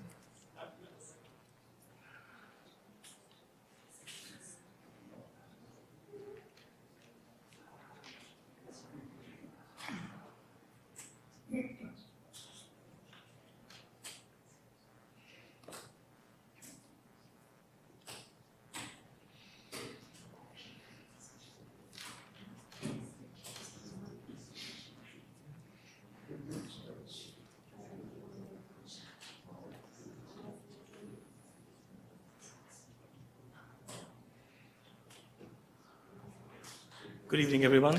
Thank you very much. My name is John Mascarenas. Sorry I had to trip. I just got a knee surgery done. It's my 4th week. So I live by 1830 Sandy Point Road, which is at the bottom of the development, the other side, which is not road facing. And Matt and Diane and Mike LeBlanc are all our neighbors. We got a 40-foot slope over there. I put a lot of money in putting trees, decorating my lawn. And once the building is built up there, they will have to salt and sand their driveway. All that is going to come into my lot and destroy it. I want to have a guarantee that this will not happen. Now, I'm not against development, but I want to guarantee that this does not happen because as Matt just said, there's a lot of water that's coming through there. We have done our best to mitigate that. Currently, the water is sitting in Diane's property right there in the hole, and nothing is being done about it. Right? Now, I spoke to Mark Reed in the morning, and I was under the impression that from the foundation or from the boundary of the property to my property is 7.5 feet. It's not, it's 7.5 meters, but that's not a lot. And if there's no retaining wall, if there's no barrier to water flow, how is it going to affect us? We choose that area, and I paid a premium when I came to this country and this city in 2010 to stay there. Now, I'm not against any development, but putting a massive building like that, and I'm glad Dick brought this up, the Venetian is 100 units. This is more than that. And you're putting it in a neighborhood where everybody sitting over here doesn't have that in your neighborhood. We have it. We have to deal with it. Right? So if there's proper consultation and there's a balance and compromise, then it's okay. But just to put up a building over there where no water study is done, we'll do this, we'll do that, all the promises are made. We just heard before this very proposal that people don't even want to put a privacy screen up, and there's no guarantee there. So what will that do to my land? Right? So that's the first thing. The second thing is, what is the true cost of taxpayers' money to fix all these problems once it comes? I would like to know if a study is done for that. They're saying traffic study is done, yes. They're also putting a daycare, am I right? By a daycare close by. Yes, so add that traffic to it. Then you have Brits, then you have the golf course, then you have University of New Brunswick. And guess what? If people are going to travel from wherever they're staying and you're trying to get, affordable housing or housing for everyone, they will use the sidewalks or bike lanes or whatever to go to school, university. If they're using cars, you're going to triple the density over there. Right now, the traffic, rumble strips have been put by the roundabout in front of Rockwood Park and Foster Thurston. I try to get out every day from work over there. It's a death trap to turn left in the morning. Between 6 and 8, people go at 80 kilometers an hour over there because they need to get to the hospital on time or to work or whatever. And same thing between 4 to 6 o'clock in the evening. Then people coming from Foster Thurston try to rush to the ferry to catch the ferry, and they go across that. And people are saying there's no traffic. How come there's no traffic? We see it day in, day out. Thank you. Thank you so much. Thank you very much.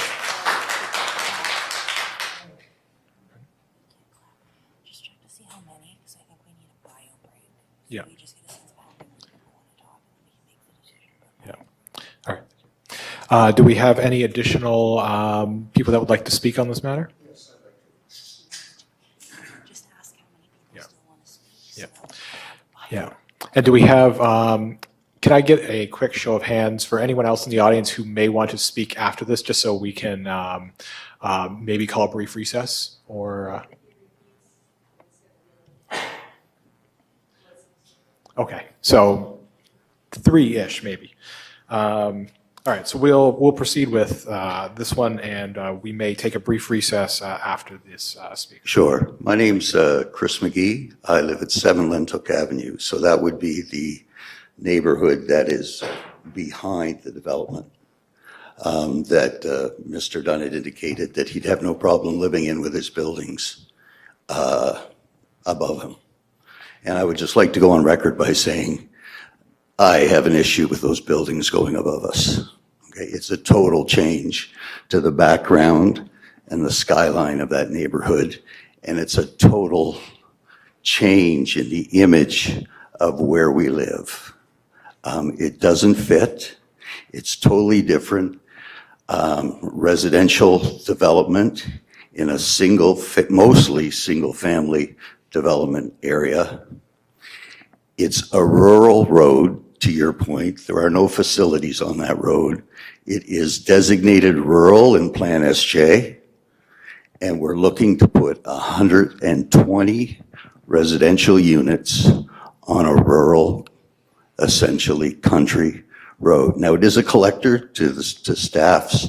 He's correct. It is a collector road. There's a ton of traffic, to the last gentleman's comments, that run through there during the day. And if you've sat at that intersection, like he said, waiting for the university and the hospital traffic to pass and tried to fit in, especially trying to make a left turn, it's an extremely dangerous situation that I think would only be exacerbated by the additional traffic. And there will be additional traffic. Based on where it is, cars will need to be the primary mode of transportation living in that development. I don't know how you're going to get around it. I was unaware of the daycare, so now we're adding a daycare in that area with that development. I just don't know how you can ensure a safe environment for the people living in that area or the people trying to commute through there. It's also the primary ambulance zone for people coming through that way, and that's why it's kept as clear as possible in the winter. So that's how ambulances coming in from the valley get to the hospital. So again, we're adding more traffic into that avenue. The last thing I will say, and I know we're told not to be repetitive, but it bears saying, is there are already water issues in that neighborhood. If you've ever gone there in the winter, after a cold snap, it's unsafe to walk on the roads. It's unsafe to drive, and it's unsafe to walk. It's a sheet of ice, especially down on the lower part of Secuden. We all know Milledgeville, that area is built on a series of springs. There are springs all over that back hill. And I don't know what will happen when we open it up. I don't know what the water table is. I'm not saying there's going to be an issue, but I believe there would be a high risk of an issue if those rocks were drilled up top and we start playing with the water table. So just to close, I just don't understand why, again, on a rural road, we're looking to put high-density, typically urban residential units. Thank you. I'm sorry, if the gallery could please refrain from clapping. Thank you. We will now take a brief 10-minute recess, and we will reconvene at 8:05. Thank you very much.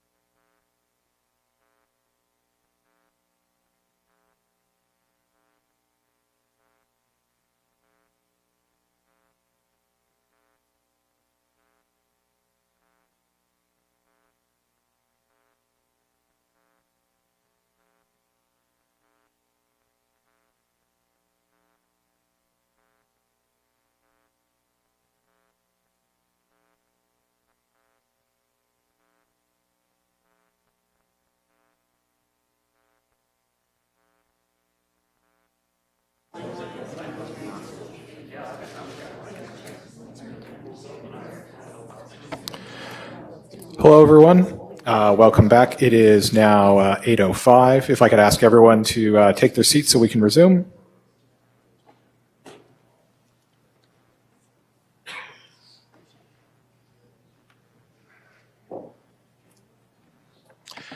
Thank you very much, everyone.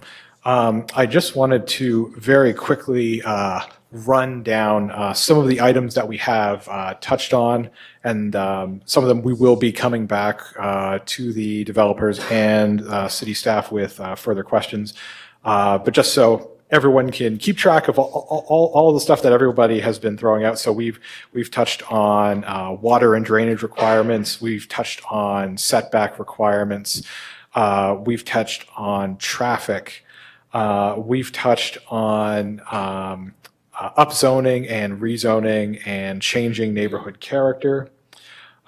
We've touched on issues with sidewalks, walkability, public transport, issues with snow removal, salt and sand disposal, fire department access and requirements on the site, questions around additional traffic calming measures, and I believe that is my notes. If anyone from the committee knows if I've missed anything significant, please speak now, just as a quick reminder. No, it looks like we are good. I'd like to resume with the public portion.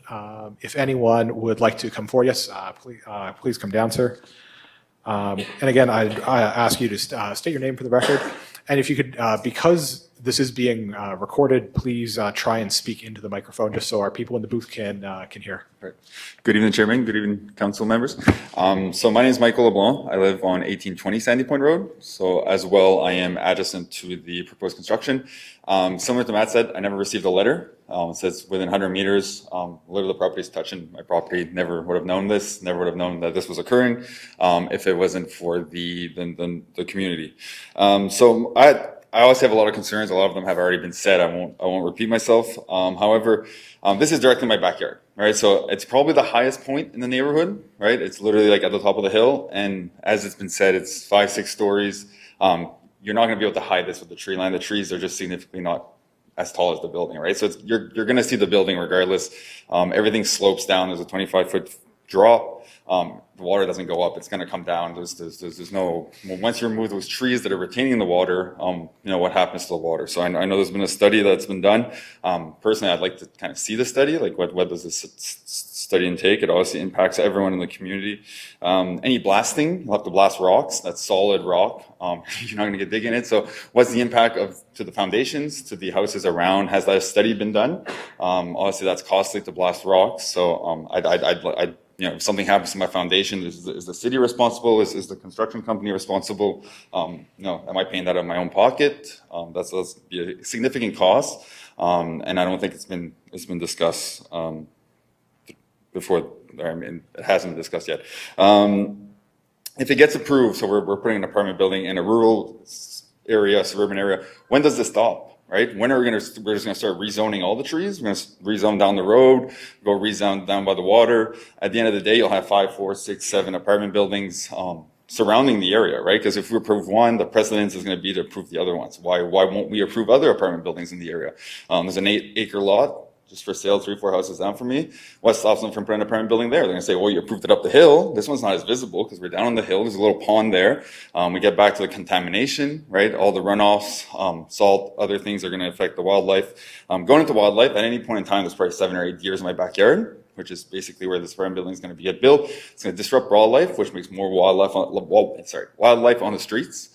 Already there's a lot of deers in Milledgeville. Anyone driving in Milledgeville, you almost hit a deer every day. It's going to disrupt them. They're going to be more on the streets. You have additional traffic, additional wildlife being disrupted. It's just really increasing the area to more accidents. There's also the noise pollution. It's obviously a main road accessing the hospital, the university. not with the construction, but there's no street lights on Foster Thurston, right? So this is a main road, but there's no lights. It's pitch black at night. It's pretty dangerous. There's no sidewalk. I've ran down Foster Thurston once, never again. Almost got hit by 4 cars. It's a terrible spot to walk. I think people, they do on purpose to get close to you, right? Which is, if you had 120 families, there may maybe 12 affordable units. Do these people have cars? How are they going to get anywhere? You can't rely on the bus for everything. There will be people walking.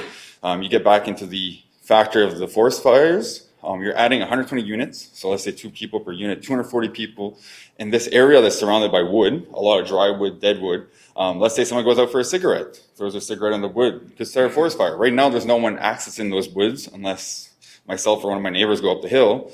But if people are, it doesn't take much in the summertime to ignite a fire, right? We've seen that in St. Andrews last year. We've seen it in Nova Scotia. Once these things kind of get out of control, it can have a real big impact. Even for the residents here, they only have one exit, right? So I think the whole area is just increasing the risk for that. There's also a lot of people in a very wooded area. That's really all I have that hasn't been said, but thank you. All right. Thank you very much, Mr. LeBlanc. Do we have any other questions from the public at this time? Please come on down.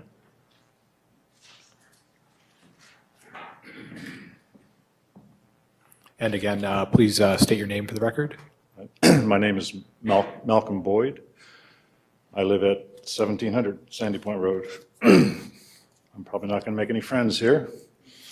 I just built a brand new home next to this property, and I'm okay with this being in my backyard. So I promote this development, and I had no problem with it.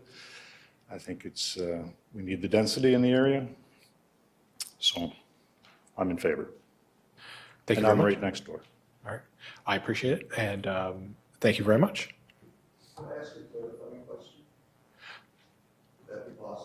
No, I'm sorry. We're not. There's no questions between public members at the committee. You haven't sold it yet.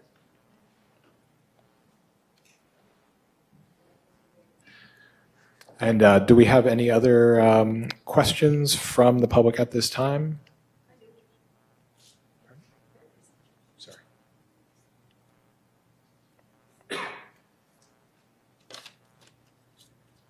My name is Atsuko Nose. My address is 1687 Sandy Point, which Oh, is... I'm sorry, ma'am. If you could please adjust the microphone down, just so the people in the booth can hear you, because we are being broadcast Right. live on YouTube, so. My name is Atsuko Nose. The address is 1687 Sandy Point, which is right across the road from the proposed site.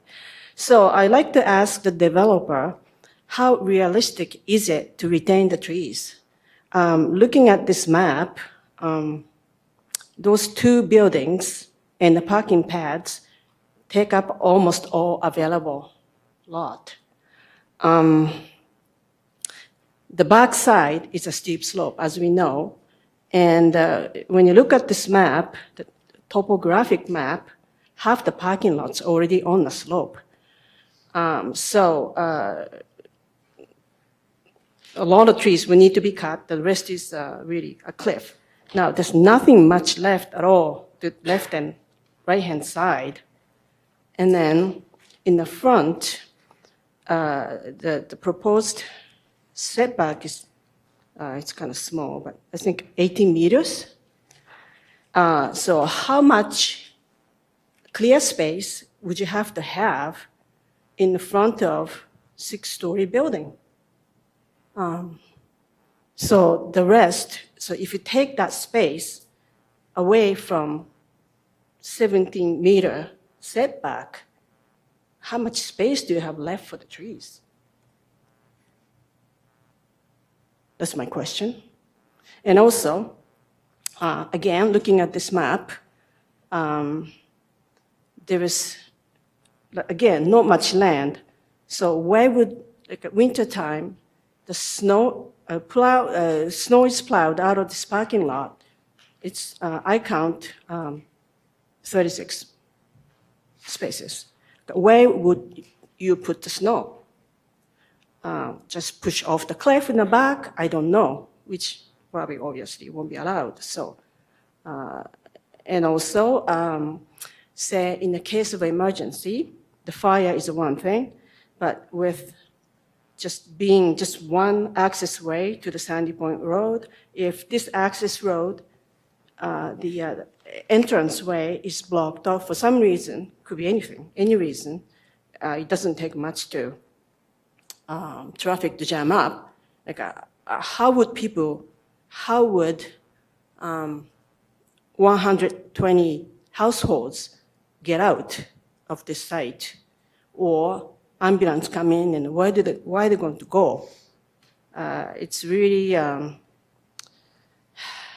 don't know how realistic it is to have this kind of building and ensure public safety. That's my question. All right, thank you very much. Thank you. We'll make sure we raise that with the relevant people. Okay. So can I add? So it sounds like this is based on the assumption by the developer that they will make this building to fit in well, as much as they can to the surroundings. But then the city recommendation is to retain the trees in front. And I don't know how can be done, because once you start blasting, I mean, those trees, tall trees, the roots are really, really shallow. It's just sitting on the top of that rock on a very thin soil. So how could you guarantee the retention of those trees? I would like to know that. Thank you. All right, thank you very much. We appreciate your feedback. Does any other member of the public wish to speak on this matter?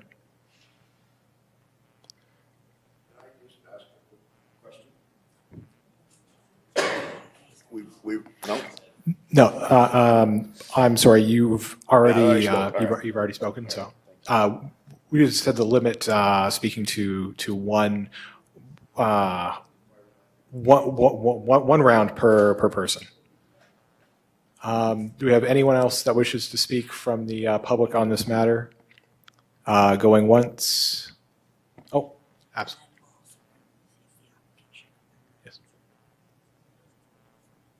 Thank you, Mr. Chairman.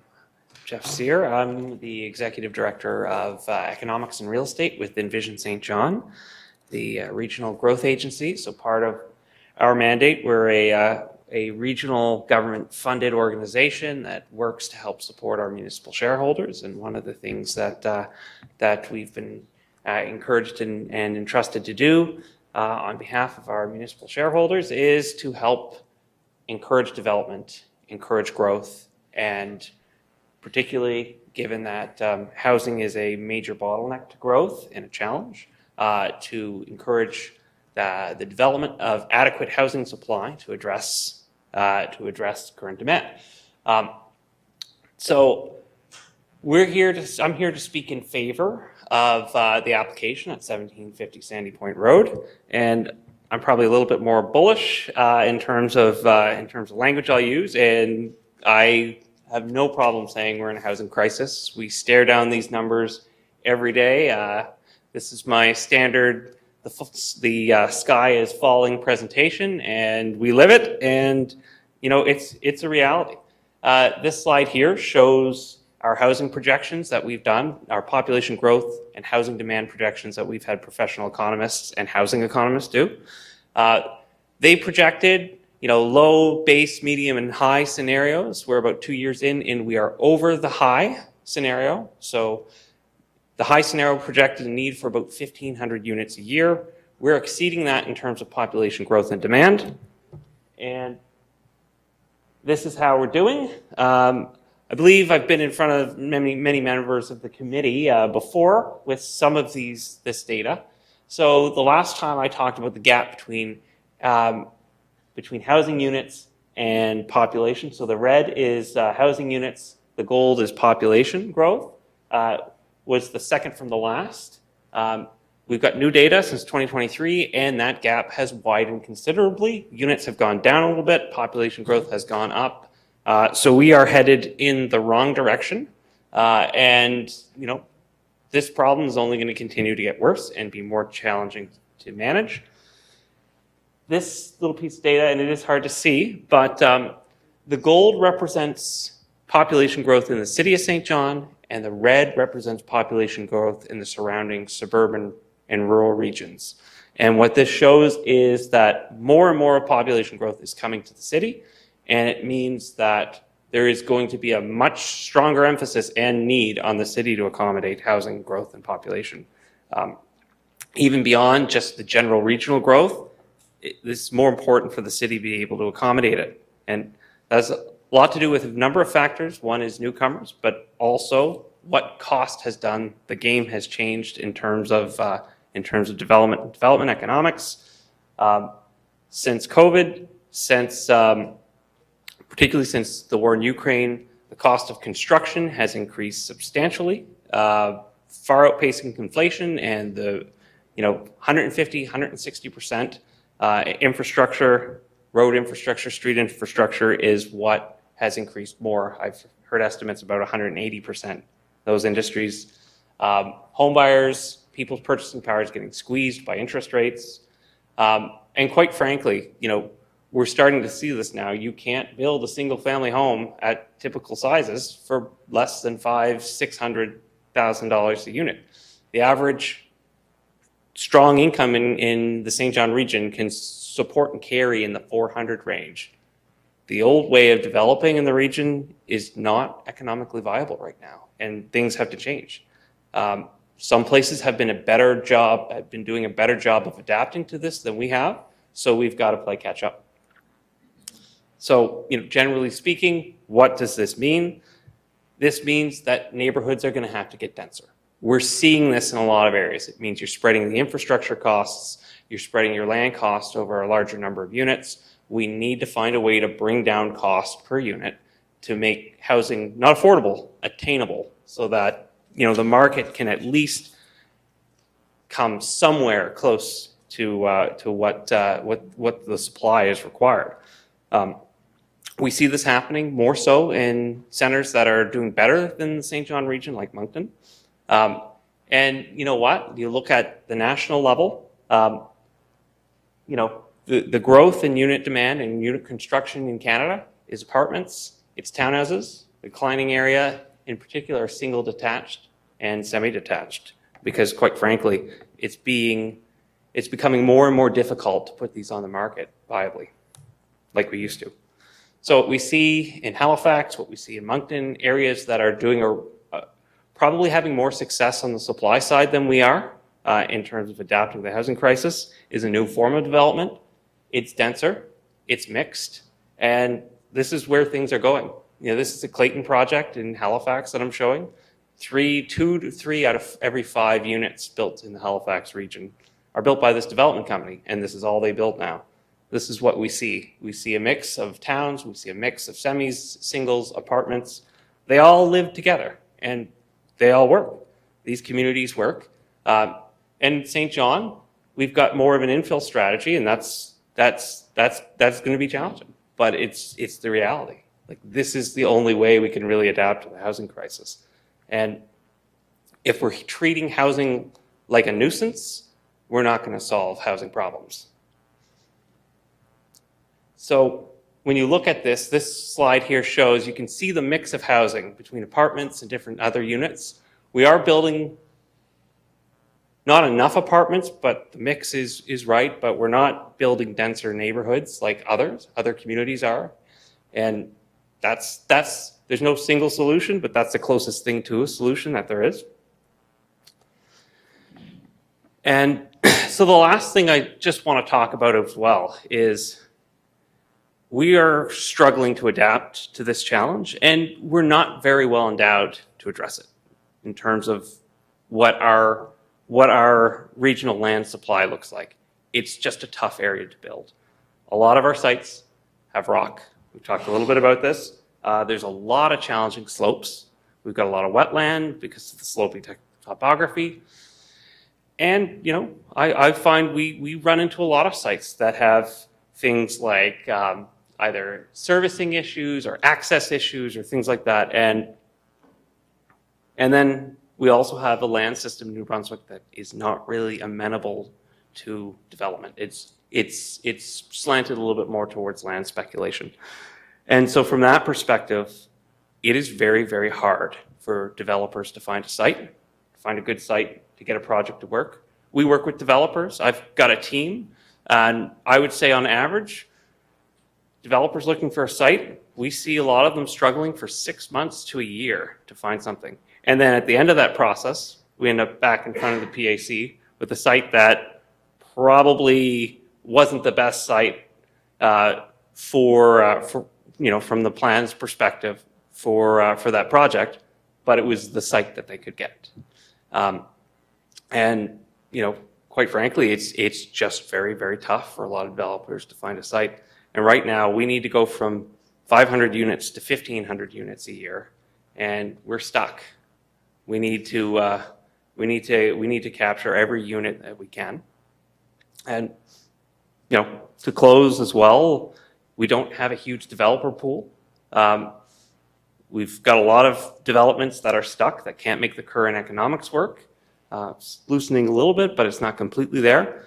Some developers that are well established, that, you know, have capacity to manage their own projects, to do some of their own work, they've got an advantage that can make this cost environment work. So, you know, we've got 2 developers that are well established, that are able to navigate this market. We need to get as much as we can out of them as a community, as a region. And, you know, from that perspective, you know, we're quite excited to see them both trying to take on more projects and build more housing in the region. Thank you. Thank you very much, Mr. Sear. Do we have questions? I believe we have questions from the committee. First up, Ms. McShane. Thank you, Mr. Chair.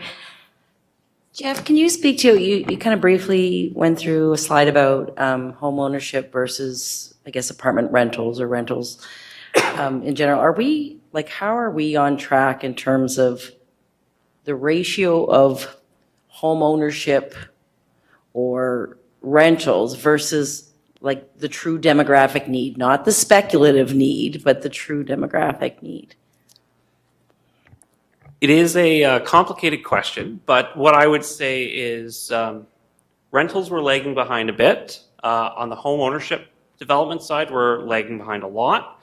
One of the challenges that we do see on the home ownership side and the way the housing market will work is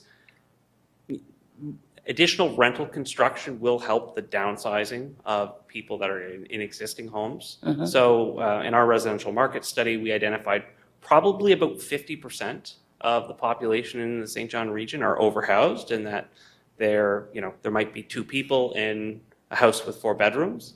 And so it's not necessarily a one-to-one thing either. Right. Excess apartment construction will help open up additional housing within the market. Okay, the reason I asked is I just remember reading this line once, and it just never left me. And it was like, ownership provides generational wealth opportunity, and rental keeps people in generational struggle. So it's like a long-term social good. I just want to be sure that we're not speculatively creating more apartments that people then have to live because there's no other housing opportunities. Or is it the true demographics, like, do boomers all want to live in apartments and millennials want to live in apartments? And is that is that where the growth is? I mean, generally speaking, there is strong demand for apartments. There's a lot of subsets of the population, downsizing baby boomers that are looking for it. Newcomers that may not be able to secure a house yet as well. They may not have the credit for it, but they may have the income to carry an apartment. You're comfortable then we're on track with those ratios, though? No, we're not on track on anything. Okay, so we're behind on everything. One thing I would say is, what I would say is, generally speaking, in the Atlantic region right now, what we do see is, I would say most regions are probably not on track with where they need to be with subdivisions, and that's been a weakness across Atlantic Canada, and we're a little bit weaker on that front. But that being said, we need everything, and right now, streets are really expensive to build, and there may not be easy solutions, especially if you've got expensive things like rock breaking and that sort of thing, and there's no incentive solutions to fix that or to address that. So right now, we need everything we can get. We've got a very, very tough, 3 to 5 years, and probably more than 10. But right now, every unit we can get helps. Okay, thank you. I appreciate it. Thank you very much, Ms. McShane. I'm going to go to Councillor Sullivan. Thanks, Chair. Out of respect, Jeff, you started saying you were going to be much more blunt. I'm going to be blunt. Yeah. I'm offended that you're talking about us treating housing like a nuisance. This is the third residential development we've talked about tonight, and it's the first time you've come down to speak in favor of one of them. So I'll just start there. I do have a question with regard to Envision St. John's policy with regards to residential development. I understand. I don't mind you using the term crisis. I mean, it explains, I know the trouble we're in. But given that, is the current policy of Envision St. John to endorse any developer to build anything, anywhere, if it's residential? So just to clarify, Councillor Sullivan, I want to apologize. The nuisance comment wasn't meant with regards to the PAC or to council or anything. It was more in general. NIMBYism and movements against development has been something at the national level that's been raised as a concern. And that's more so what I meant by that. I meant collectively, nationally, regionally, provincially. If communities are against infill and against development, it's going to make things very challenging for the housing market. With regards to supporting development policy, how we approach it at Envision, we try and work with developers to find the best sites possible. We try and work with them to try and improve their projects, to pursue as great a design as possible. What we do find we run into a lot right now is that there is there's very significant pressure, and there's a lot of very difficult sites left. So, I would say there are some weeks where we're working with a few different developers, sites that I think would be good, and they're optimistic. They get in to meet with engineering department. There's servicing challenges, there's rock challenges, and it falls through. I think we've had probably about 3 or 4 of those in the last 2-3 weeks. And quite frankly, often we'll work with a lot of developers. We'll help them find sites, and then they end up taking whatever they can find on their own. So it is a challenge that we're finding. And it's not just the city of St. John. We see Ross, Quispam, the region, and quite frankly, I think it's a New Brunswick challenge right now, and probably larger than that. Long answer. I don't know if my question was answered. Yeah. It was very, very specific. Envision St. John, and I understand the context we're in. But is there a residential development that Envision would say, no, I don't think that's appropriate? Given the crisis we're in, that's kind of my question. Yeah, what I would say is there are some of those that do come across our desk. Usually we work with the city on it, and we have some back and forth with staff. And sometimes we will take our foot off the gas a little bit. Right now, we do push and promote a lot more projects just because the housing is in such demand, and the ability to land sites is a real challenge. And sorry, Chair, my last question would be, is the ability to land sites, because one thing we often hear, and we heard it from one of the speakers tonight, is, one of the things that's a problem in St. John is we got too much land. But one would think the opportunity we have in St. John is we got all this land. Now, I understand a lot of it's on rock and a lot of it's not developable, if that's a word. But being the Economic Development Agency, is it the economics of the land that folks are holding on to it given the crisis and just asking too much money, so that we're looking for land that's both affordable to make the metrics work? Like, I kind of wonder just personally, when I look around St. John and go, we got a ton of land. I know a lot of it's on rock. I know a lot of it's in the swamp. And then I'm driving by some areas because I live in Milledgeville going, what a beautiful spot that would be, or that would be, or that would be. And then in my head is, are they just asking too much money so you can't get it? Do we have that happening as well? Yeah, that is a big part of it. So, typically a developer, the way it works is you get a certain value from the bank for your land when they're calculating your financing. If you pay too much on the way in, and that doesn't work, you're going to get into trouble with financing. And there's not really a cost for anyone to hold land. Land is assessed very low. Yeah, working on that on another end. Okay, thanks, John. Thank you, Councillor Sullivan. I have a question from Councillor Lowe. I get 3 questions, and now that Gary brought one up, it kind of got me thinking. You never came down when the Golden Mile proposed 30 affordable units. You never moved. I mean, I've been on PAC for a long time, been on council all kinds of times. 30 affordable units is a lot of units. And if his vision is doing their job, you should have been there. That's number 1. Number 2, does Envision argue for smaller units, square footage?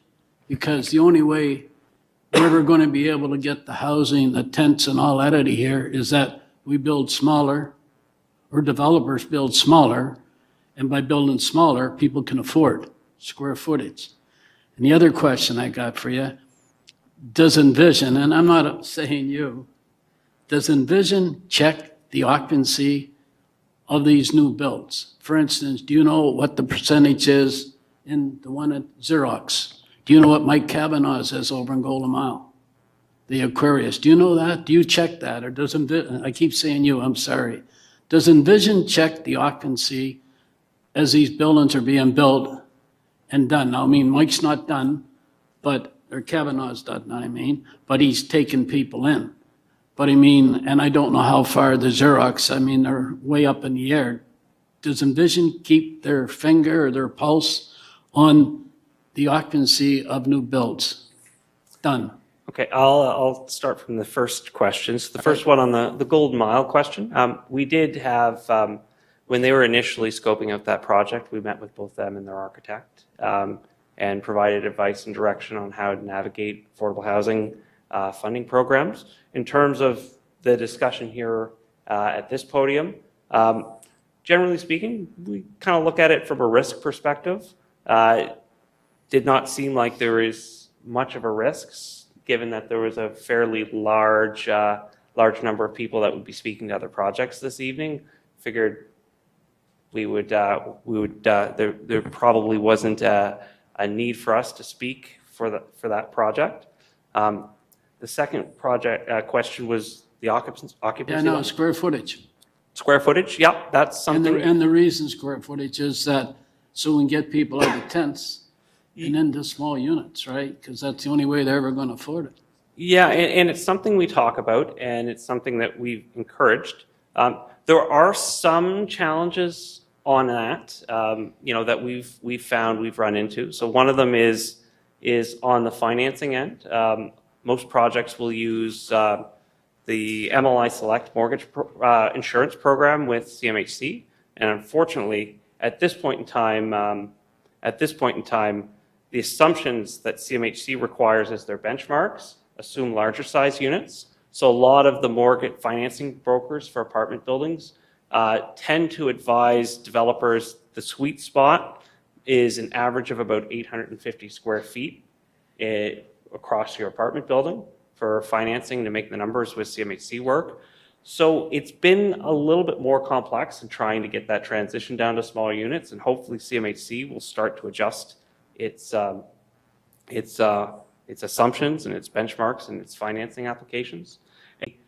Do specific occupancy surveys with developers, but we do have conversations with them.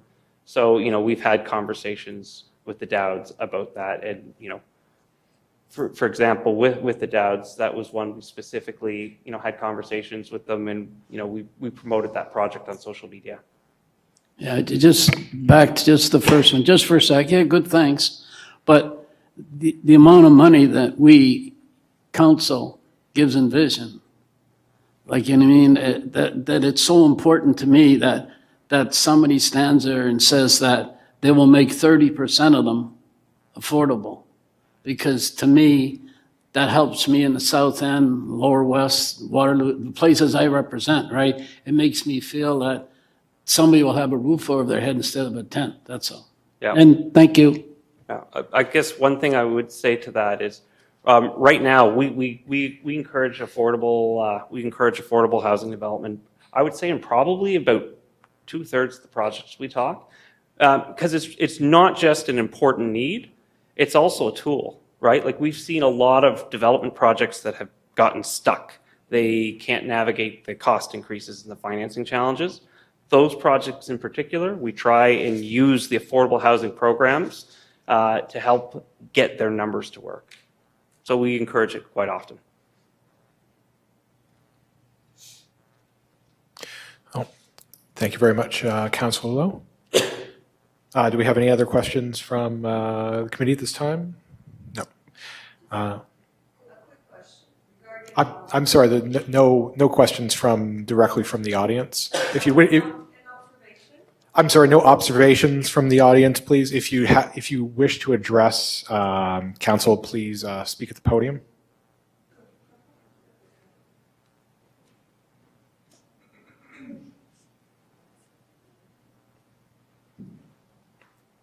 Thank you very much. And if you could Yes, please good state your name evening. for the record, I appreciate it. Good evening. My name is Carla Reggie. I live at Deerwood Place, which is right behind the proposed area.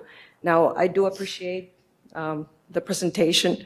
However, I don't really see in context to what we were supposed to be discussing tonight, which is the rezoning. So all the concerns that I had and have been presented, and my only one that was not presented is when I look at this map of the zoning, the aerial, I see all dwellings, and I counted about 200 of them. There are two. Now, it seems to me that the builder is proposing or wants right away a medium density. So who's not to say that other developers in this area will be doing the same thing? So we go back to the fact that this is probably not the best place to have this type of development. Now, the concerns were all outlined tonight, and I think in writing also. And that's about it. Thank you for your time. All right. Thank you very much, Ms. Reggie.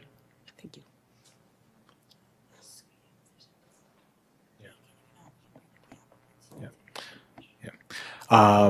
And I will ask again, do we have any other speakers from the public that wish to speak on this matter at this time?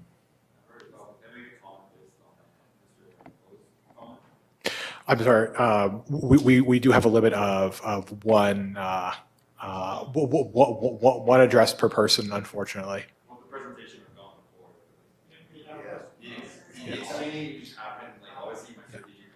Yeah. It's a stage presentation. All of us say affordable units that don't have those. Yes. Those are high-end luxury. Yes. Yes. Thank you very much. We will have to, unfortunately, move on unless there's somebody else who hasn't spoken that would wish to speak on the issue. Going once, going twice.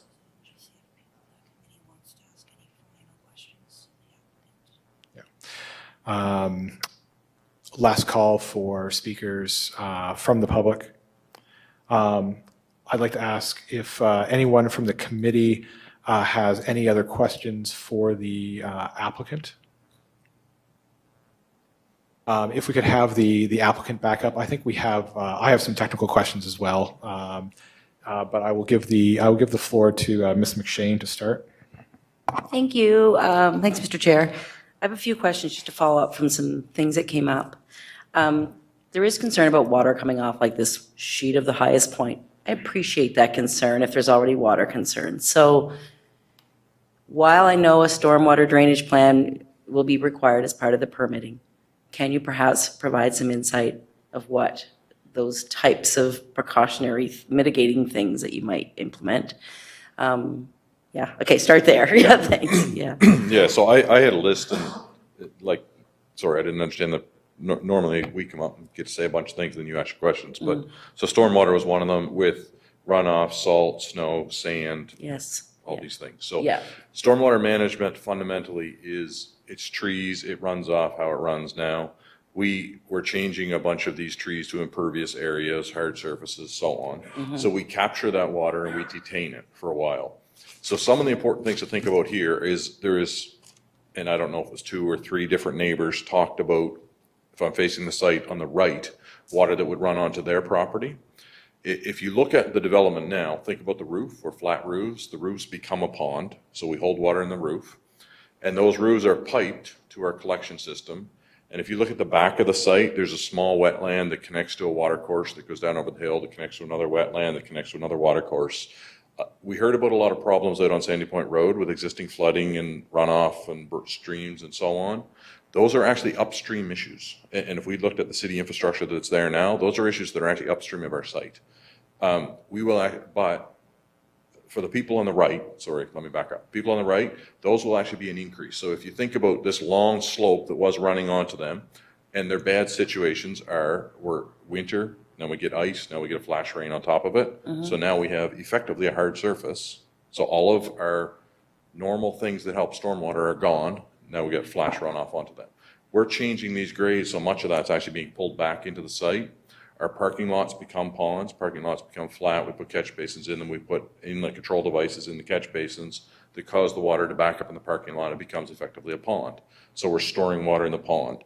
If we still need more storage in our model, we oversize our pipes. Now our pipes become ponds. If we still need more, we have storage chambers. They're big underground chambers that we put in the ground, put shot rock around them. Yeah. These fill up with water for a short period of time and then drain out over time. So what we're doing is capturing this water in the peak of the rain. So if you think about when it rains, it rains a little bit and then all of a sudden you get this really intense rain and then it rains a little bit and then the intense rain. So those peaks, we're capturing those peaks, holding those so that what you see coming out is a steady stream of water instead of these big flushes during the intense periods.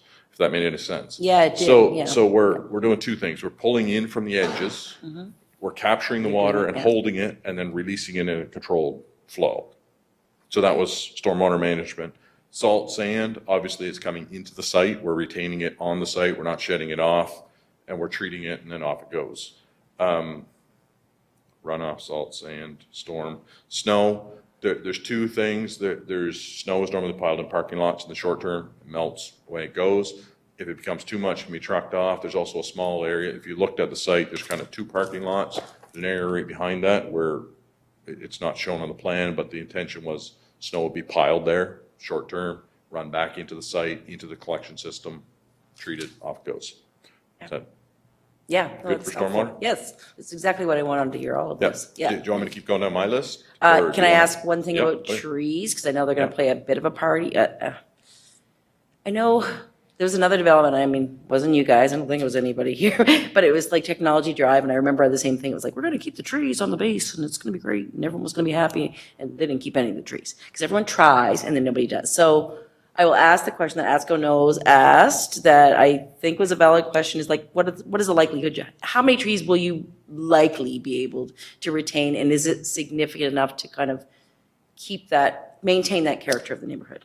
So I think there's 2 things to think about here. One thing that's very important to remember on this is if you look at this developer right here, Bill Devon, Yeah. he's all about vegetation. Yeah, I know, he's the He is landscape guy. I unique. think I hit him up with that the last Like, meeting. I deal with Yeah. developers all day long, and Yeah. I fight with them about putting vegetation in. I Right. never have to fight with this guy. Okay. He's putting more than I say every time. So that's good. The strip along the front is realistically what's going to be kept. There will be a strip, like we're 15 to 18, possibly even 20 meters to the buildings, from Yeah. the property line to the buildings. Realistically, they need 5 to 6 meters to build those buildings.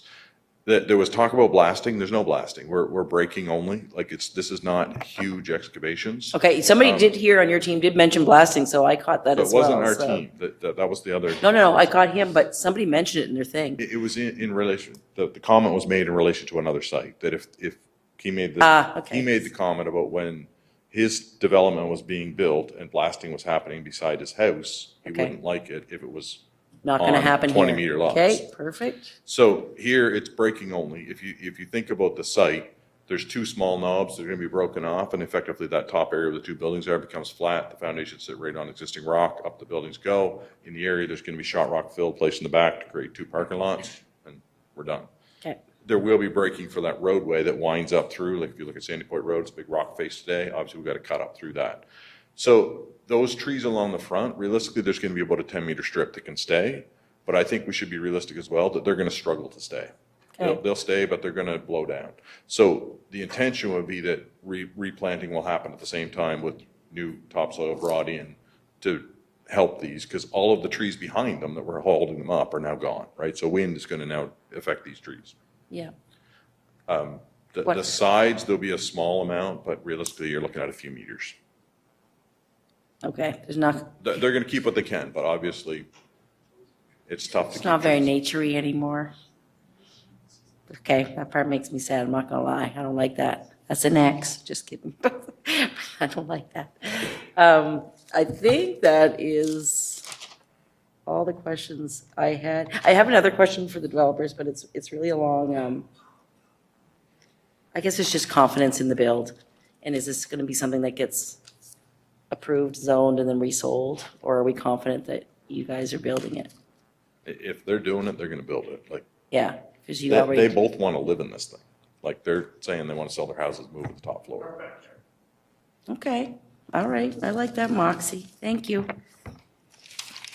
All right, thank you, Ms. McShane. I believe we have a question from Councilor Lowe. Yeah, I got no problem with the water. I understand that, and I know how it works, right? I get a problem with the single driveway. Like they said about a forest fire, I'm not even thinking of forest fire, I'm thinking of an accident or something. All of a sudden, there's no way in, no way out, but the main thing is no way out. You can go somewhere if you're outside and you can't get in. Why can't the driveway come down when it makes the turn towards the city? Why can't it come down straight and have two driveways? Why can't you have one in and one out? Because if we go, so there's several things here to think about. One is, if we look at from this, so that was actually my first point I was gonna talk about. So it's the single driveway was brought up in relation to fire, forest fires, all these other things. So they are sprinkled buildings, so that helps with the forest fire issues. There would be a fire hydrant on site. This is a full, like a 6 meter, this is a fire lane. It's designed to be a fire lane. We can bring the ladder truck in, turn it, out it comes. It's all good. I'll say an accident, forget about the fire. So, You got but an then if accident we on go the back road. to the fire underwriters, this is only 120 units, so we're nowhere near where we trigger needing a second access. Like, we're in the zone where one access is sufficient, according to the Fire Underwriters Canada, right? But I understand your concern, what if there's an accident? But, so, if we looked at trying to put a loop driveway. If we go back to the traffic study, we have high speeds in this area. Where we're coming out right now, and if you read the very last page of the traffic study, it says, do not move the access further towards the city core, and do not put another access to the other side, because they don't meet site distances. So now we're bringing vehicles out and increasing the likelihood of accidents if we put two accesses. Where we come out right now, we actually exceed our requirements for visibility, but as soon as we turn, we move into blind corners both ways where we can't see far enough to come out. So originally, we tried to put a loop, one in, one out, and physically I went out and did the site distance assessments, and I couldn't get it to work. Just like I say, as a layperson, I'm not a traffic expert, I'm a cab driver, really. But I mean, to me, common sense would say that to have the two. And I know what you're saying, all the book stuff says this and all that jazz, right? But, okay, thanks. So what we could have looked at was bringing two out almost to the road, bring them together and out to come. And we did look at this for a short period of time. Our trouble is we lose a lot more trees and it becomes a lot more visible. Right now, you can stand on Sandy Point Road and you can see this development. Right now, you can't see it. So we looked at it and said the risk of the accident versus everyone being able to see it. Then, okay, I understand where you're coming from, but I would like to see between now and council that the neighbors have an opportunity to talk to the developers, because it's quite obvious that the developers never talked to the neighbors prior to coming here tonight. Some didn't even get a letter, but I mean, everybody knows who everybody is now. And I think it'd be important that to happen. Thanks.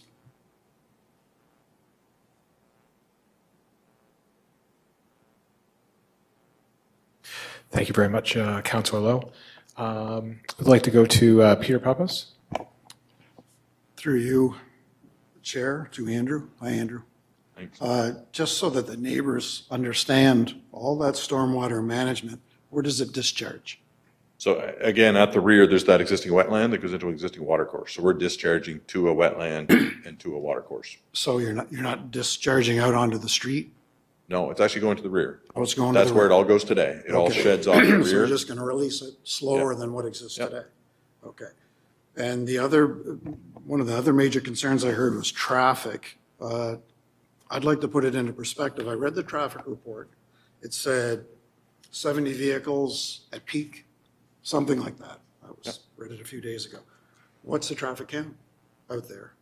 I used to live there. I'd I have know to it's look. busy. It's crazy high. It's like 10,000 or something. It's huge. Would staff have the answer to that? Sorry, Peter, if I can put that question to Mr. Reed. I believe he should have the answer for us.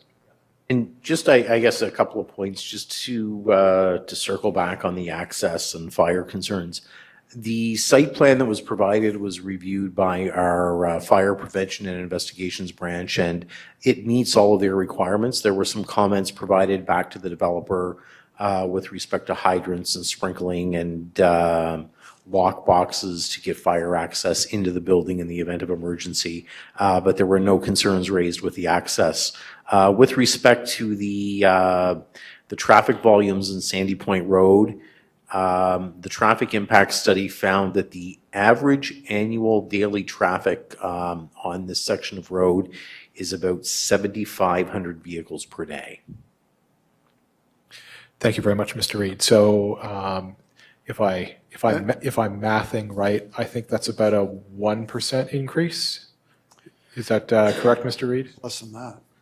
And that's my point. Yeah. These buildings generate a lot less traffic than everybody thinks. And I'm not trying to sell the whole project. I'm just trying to put things in perspective for some of the concerns. Thank you. Thank you very much, Mr. Pappas. If I can go back to Ms. McShane, I believe she has a question. Well, I was just going to kind of follow up with Mr. Pappas. Like, one thing about the traffic for me is that the traffic is largely like through traffic from outside of the city. So I'm like, are the roads here, are we planting the seeds of roads, the trees of which other people get to travel on? So as long as the traffic is, if there's a traffic impact study, I need to trust that experts feel it is adequately safe and does not increase traffic to a degree that it is unsafe.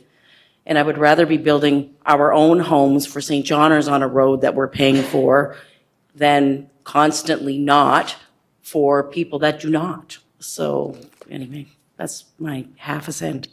One thing to add to that was the traffic study was done under the current circumstances, which is no roundabout, people, and the average speed's like 76 or something. With the roundabout, that everything gets better. So it passes today, and then it just gets better in the future. Thank you very much, Ms. McShane. I'll go to Mr. Como. Thank you, Mr. Chair. I think the city, Mark, and the developers have done a great job answering most of these questions and gave really good answers to those. I think one of the biggest elephants in the room is what it's going to look like from the back, from the front, from the side. I guess my question would be, I understand how tall it is right now. how many units do you have to put in there to make it worthwhile to develop? And does it have to be that high? Because honestly, I think that's the biggest elephant in the room is what it's going to look like over the tree line. So does it have to be that big, that tall, and how many units does it?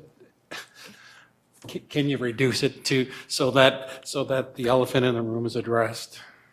Because I think everything else has been answered, like the stormwater, that's great. The traffic, you're going to add 70 more cars a day, like big deal, right? Most everything has been answered except for that. So what it really comes down to is economy of scale. Okay, so the diligence we've done to date, building budgets, considering current costs and so on, it really comes down to you need to have a certain amount of revenue to pay the bills so that when you borrow the money, there's something there for you as the developer to make it worth your while. As I know you all understand, the cost of building these projects has gone up dramatically. I think Jeff said something about 150%, or it's really almost unfathomable how much the costs have increased. Then on top of that, you've got a real challenge with labor, not just the cost of it, but the availability of it. And then to cap it off, you've got incredibly high interest rates. So what this all comes down to is, the answer to your question is you start to cut back numbers of units, then the economics change. Depending on how much you cut them back, it may make the project not achievable. It just doesn't, it starts to not make sense. So could we cut it back by 10 units and redo the math? Perhaps. Would it still be doable at minus 10 units? Perhaps. But is 10 units going to make that much of a difference in the overall scheme? It's not going to cut a floor off each of the two buildings. To do that, you're probably into minus 20 or 24 units. Now I can pretty much assure you that the economics aren't working anymore. Okay, that was my question. If you took a floor off, would it be feasible? Right. And you answered that. Thank you. Yep. Okay. Thank you. All right. Thank you very much, Mr. Como. Oh, and we have one more question from Peter Pappas again. Sorry, one more. I meant to bring this up earlier. The people that live to the eastern lot line, which abut on Sandy Point Road, so some of the homeowners were here speaking about it's in their backyard. Yep. If it was me, that would be my concern too, if I lived there, because they're the ones that are going to lose the buffer. Now, I realize they've got a long buffer from the top of their ridge to you, but, that's kind of their land. I know you haven't reached that stage of your development where you formed the design, but that's the property line that I would personally want to see some kind of commitment for reinstatement, because it's going to disappear. So, to be clear, I think they plan to reinstate. The question is, can we build it without cutting any trees? But that will involve, I think there to get around the building, physically get around it. Well, on the eastern side, right, Yes. the far right, Yeah, you're within, we're 7.5 meters. you're 7 meters off. Well, you've got to build a parking lot and you got to build a building, so you're going to be right up to the property Yeah, line. we're gonna- Right? So that would be the line, if it was me living in this area, that I would want some commitment on reinstatement. And that would be part of the landscaping Of the plan, buffer. the intention would be to put all the vegetation back that we can. And that was the commitment I was kind of making, that Bill's gonna want all the vegetation he can get. But her question was, can we do it without cutting trees, original trees? I don't think we can there. The And the front, same- we can leave original trees and they will be the original trees. And they never make There, it. they gotta go away and come I back. never make it. Yeah. And, I know you're early in the stage and you haven't got to that. You wouldn't spend that money yet. I understand that. But it certainly would be my concern if I was one of those. All right. Thank you very much, Mr. Pappas. Do we have any other questions from the committee at this time for the applicant?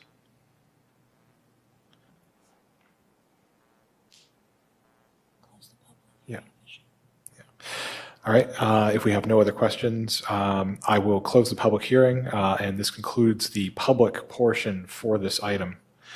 We will now move to committee discussion.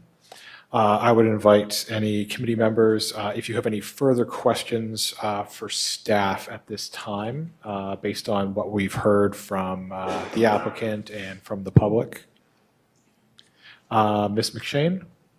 All I wanted to say at this point is that in the event there is a motion to put this forward, that condition B that says demonstrating landscaping of the site, including areas of tree retention, also includes, or I guess replacement, in light of some of the conversations we've had about buffers and trees, vegetation. With the will of the committee. Thank you, Ms. McShane. So noted. Includes tree replacement. And Councillor Sullivan?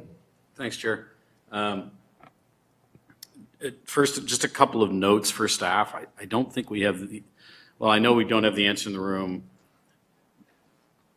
This goes to council either way with a recommendation for or against. So when it gets to council, I would like to see the actual council resolution with regard to the levy. And the other piece I would like to see is the effect that a high-density building like this will have on the infrastructure that's been put in that area around 2005-06.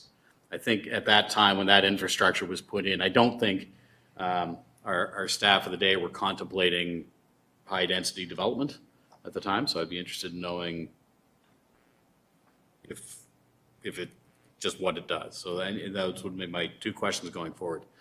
My observation and bit of summary for what I've seen, I think folks have done a good job of answering. I totally respect the fact that the developers are here asking to do this project in that location. If I were a developer, I would want to do this project in that location. It's in Milledgeville. It will have gorgeous river views.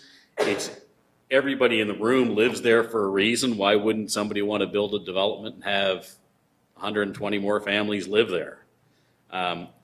These are two developers who have done a lot of work in St. John, are well respected in St. John. Every question technically I have heard, I would be satisfied with. Stormwater, I understand. If I lived next to it on a hill, I would be, and I didn't know what I know, I would be extremely concerned. But I do know what I know, and the folks explained it well.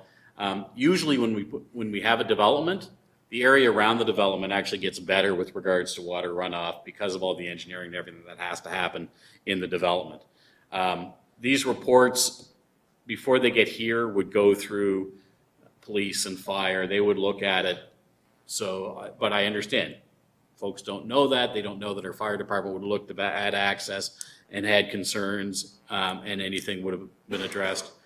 Certainly, we've talked about traffic, and I know it's a concern. Anytime a big development goes up in a neighborhood, folks are concerned, and you should be concerned. You've got families, but we do also have the engineering studies and folks who do this for a living who look at it and say, this development will not create or will create this much concern.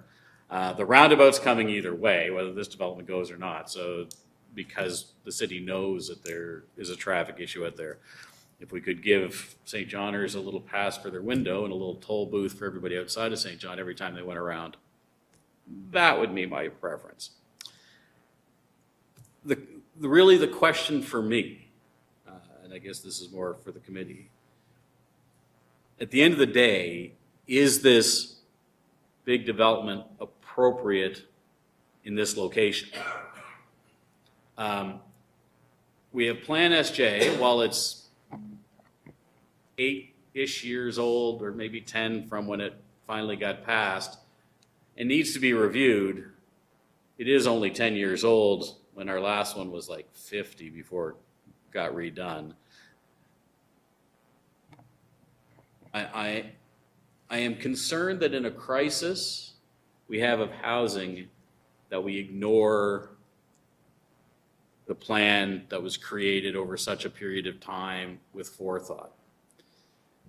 And just say that we develop residents anywhere in St. John, any development as big as we can, as dense as we can, because we're in a housing crisis. You know, it's a hard question, and so I didn't put it to the planners of how big is too big. At what point in time would you say no? So I put it to Envision because they came to endorse, and really I understand that answer too, Jeff. Like, but I've lived in St. John 54 of my 55 years. I lived in Milledgeville for probably 50 of the 55 years. And 20 and 30 years down the road, I don't want to see a Sandy Point Road that has all these individual houses and then a couple of, and I'm sure it wouldn't just be these. If this passes, I believe the precedent is set. You'll see developers moving in to talk to anybody who owns land in the area and saying, let's go. And is that what I want to see out there from a land perspective in the long term of St. John? And I think the answer is no. I think there's a lot of things we've got to do in St. John to help developers get access to land so that developments like this, which I think are perfectly good developments, in my opinion, and this one is in the wrong spot, can get to one of those spots that's a right spot for this at a reasonable price so they can get in and make the economics work. So I know it's a long ramble, but I think it deserves, you know, at the end of the day, my vote's going to be to not recommend this to council, so however the motion ends up going. But it's with respect to everybody in the room who came to speak, because I understand it. And I think I understand it well enough that I can have an educated decision on it. Thanks. Thank you very much, Councillor Sullivan. I'll go to Ms. McShane. Thanks, Mr. Chair. I just wanted, I guess, maybe redirect from a bit about the fit with the plan, and this is because I was driving through mine, but I have that same debate all of the time when we do some of these larger ones of what's too much, what's the max. In this one, while it's a stable area, it's low density. It's low density. There is policy within the plan that speaks about when you have higher density in a low density zoned neighborhood. And it's on collector streets. It's on the periphery of low density neighborhoods. It does mention though, in this one, it says no building has a height exceeding 4 stories unless specifically permitted in a neighborhood plan, which we are only just I don't even know if that won't be part of the North End one. So we're a ways out from. I struggle with this as well, and I'm comfortable with where anybody goes with this.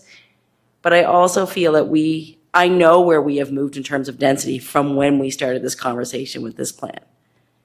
Because when we started talking about this plan, like we were like protective about you couldn't build anything but a house on a house on a house. And in truth, the plan never said that. The plan, like when I read through it, I'm like, actually it didn't. We assumed it said that because we were so careful about introducing these newer density levels that I think we were afraid of the runaway train of it. Sometimes I think we might have been too protective even at that time, but it was what it was for the time that we went for what we knew. Where I see from conversations around this table and where we've headed with things, I know that the comfort level and the appetite for density is far higher than it was 10 years ago. And at that time, we were saying 4 stories on collector streets and peripheries of low density neighborhoods. So I'm going to throw this one a vote. I am comfortable, and I was the biggest for fighting some of these things, as you probably remember from back in the day. I was terrible with it. But I am going to support this.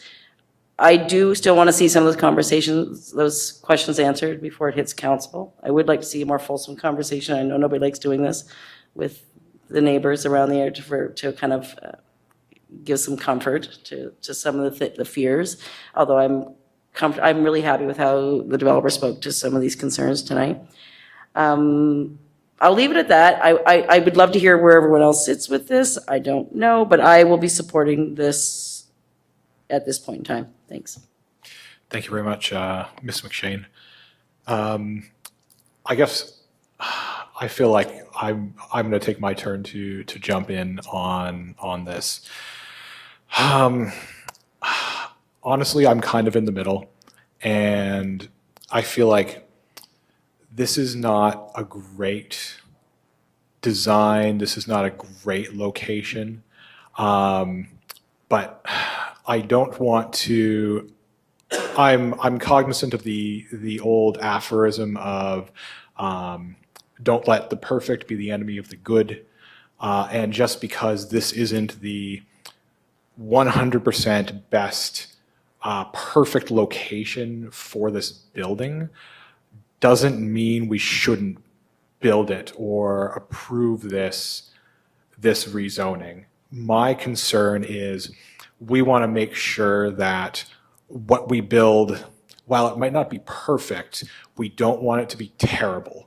We don't want it to ruin the look of the neighborhood, for it to be an eyesore, for it to be, expensive rentals that sit mostly empty, with no walkability, with no public transit. So I suppose for me, the question is, where does it fall on that large continuum of terrible to perfect? It's somewhere in the middle. I'm not sure where it is, and I'm not sure if Councillor Sullivan or Ms. McShane are right on this. Either one. I'm honestly torn because I live on the west side. Lovely little neighborhood named Duck Cove. People who have been here longer than me, I've only lived in the city for 4 years, probably know it. I wouldn't want to see a 5, 6, 8-story apartment building built behind my house either, because we have that sort of same neighborhood, right? Small, very rural style of building, almost like cottage country. The roads in the neighborhood are actually very narrow, only about barely 2 meters wide for two-way traffic. They're very small roads. And so personally, I wouldn't want to see that kind of development jarring with that kind of streetscape.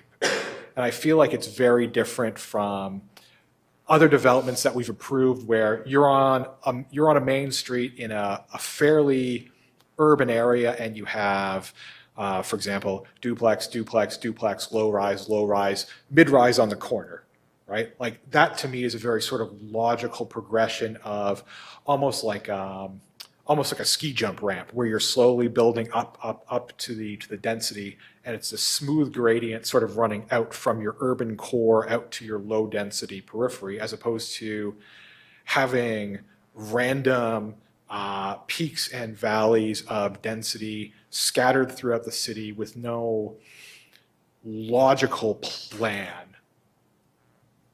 So that's where I am. I'm going to give the floor back to the rest of the committee.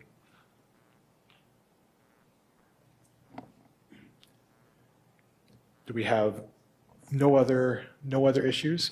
I'll move, we'll recommend against the recommendation just to see where it goes. All right. Do we have a second for the recommendation as is? We are voting against the against staff recommendation. I will call the question, and can I get? Do we have the yeas on the motion against staff recommendation? And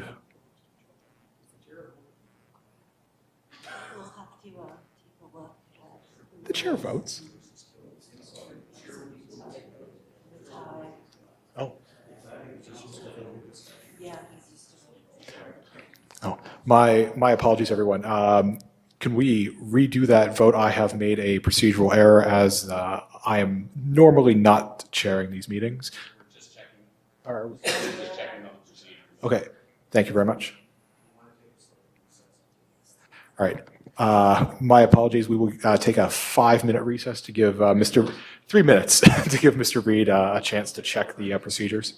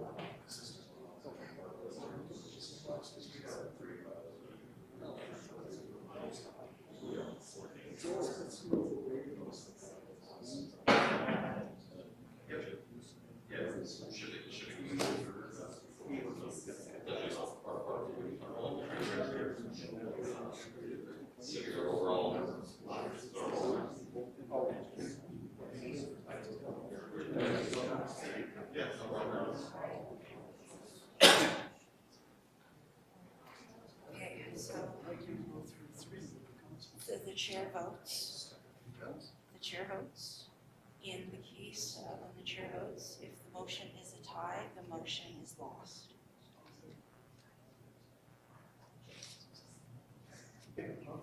So, that means Whichever side the chair voted for is law.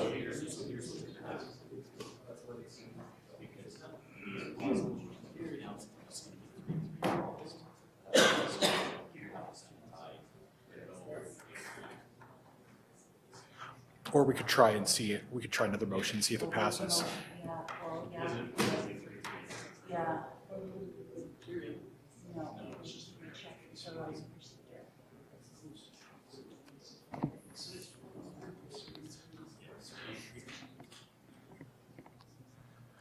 All right. Sorry, my apologies to the audience. I believe we have the procedure sorted out. Mr. Reed, could you quickly clarify just for everyone so we're on the same page for voting requirements? So with respect to voting, quoting from the committee's rules of procedure is all members of the PAC present at a meeting and who have not declared a potential conflict of interest shall vote. For greater clarity, the chair is a voting member of the PAC. In the case of a tie vote, the motion is lost and abstentions shall not be permitted. So.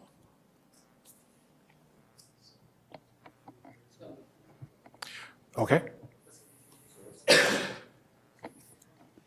So if we can repeat that vote tabled by Councillor Sullivan to vote against staff's recommendation as written, can we have yeas and nays? So that is a tie, so the motion is lost. Does anybody wish to table another motion?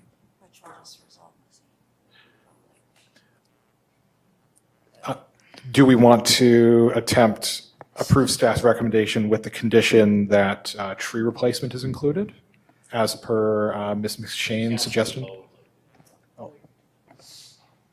It should be explained that this goes to council, and council makes the final decision no matter what. But that's got to be, it should be explained here to everybody. I mean, whether we voted 3-3 or 10-3, the decision is at council. Make the motion so we can get there. Make the motion for staff recommendation. We'll vote 3-3 again. It'll get defeated, and then we'll tell them what happened.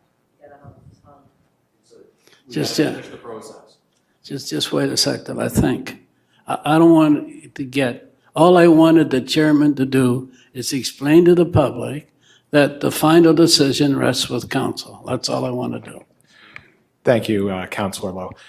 And yes, so this is not the final decision. This will be referred to for final decision to City Council with our recommendation as a note appended to their to the file. We are just trying to see if we can come up with a recommendation either way. So. Move staff recommendation with the addition on condition B of or replacement of the trees. All right. Do we have a second? Seconded by Mr. Pappas. Yeas?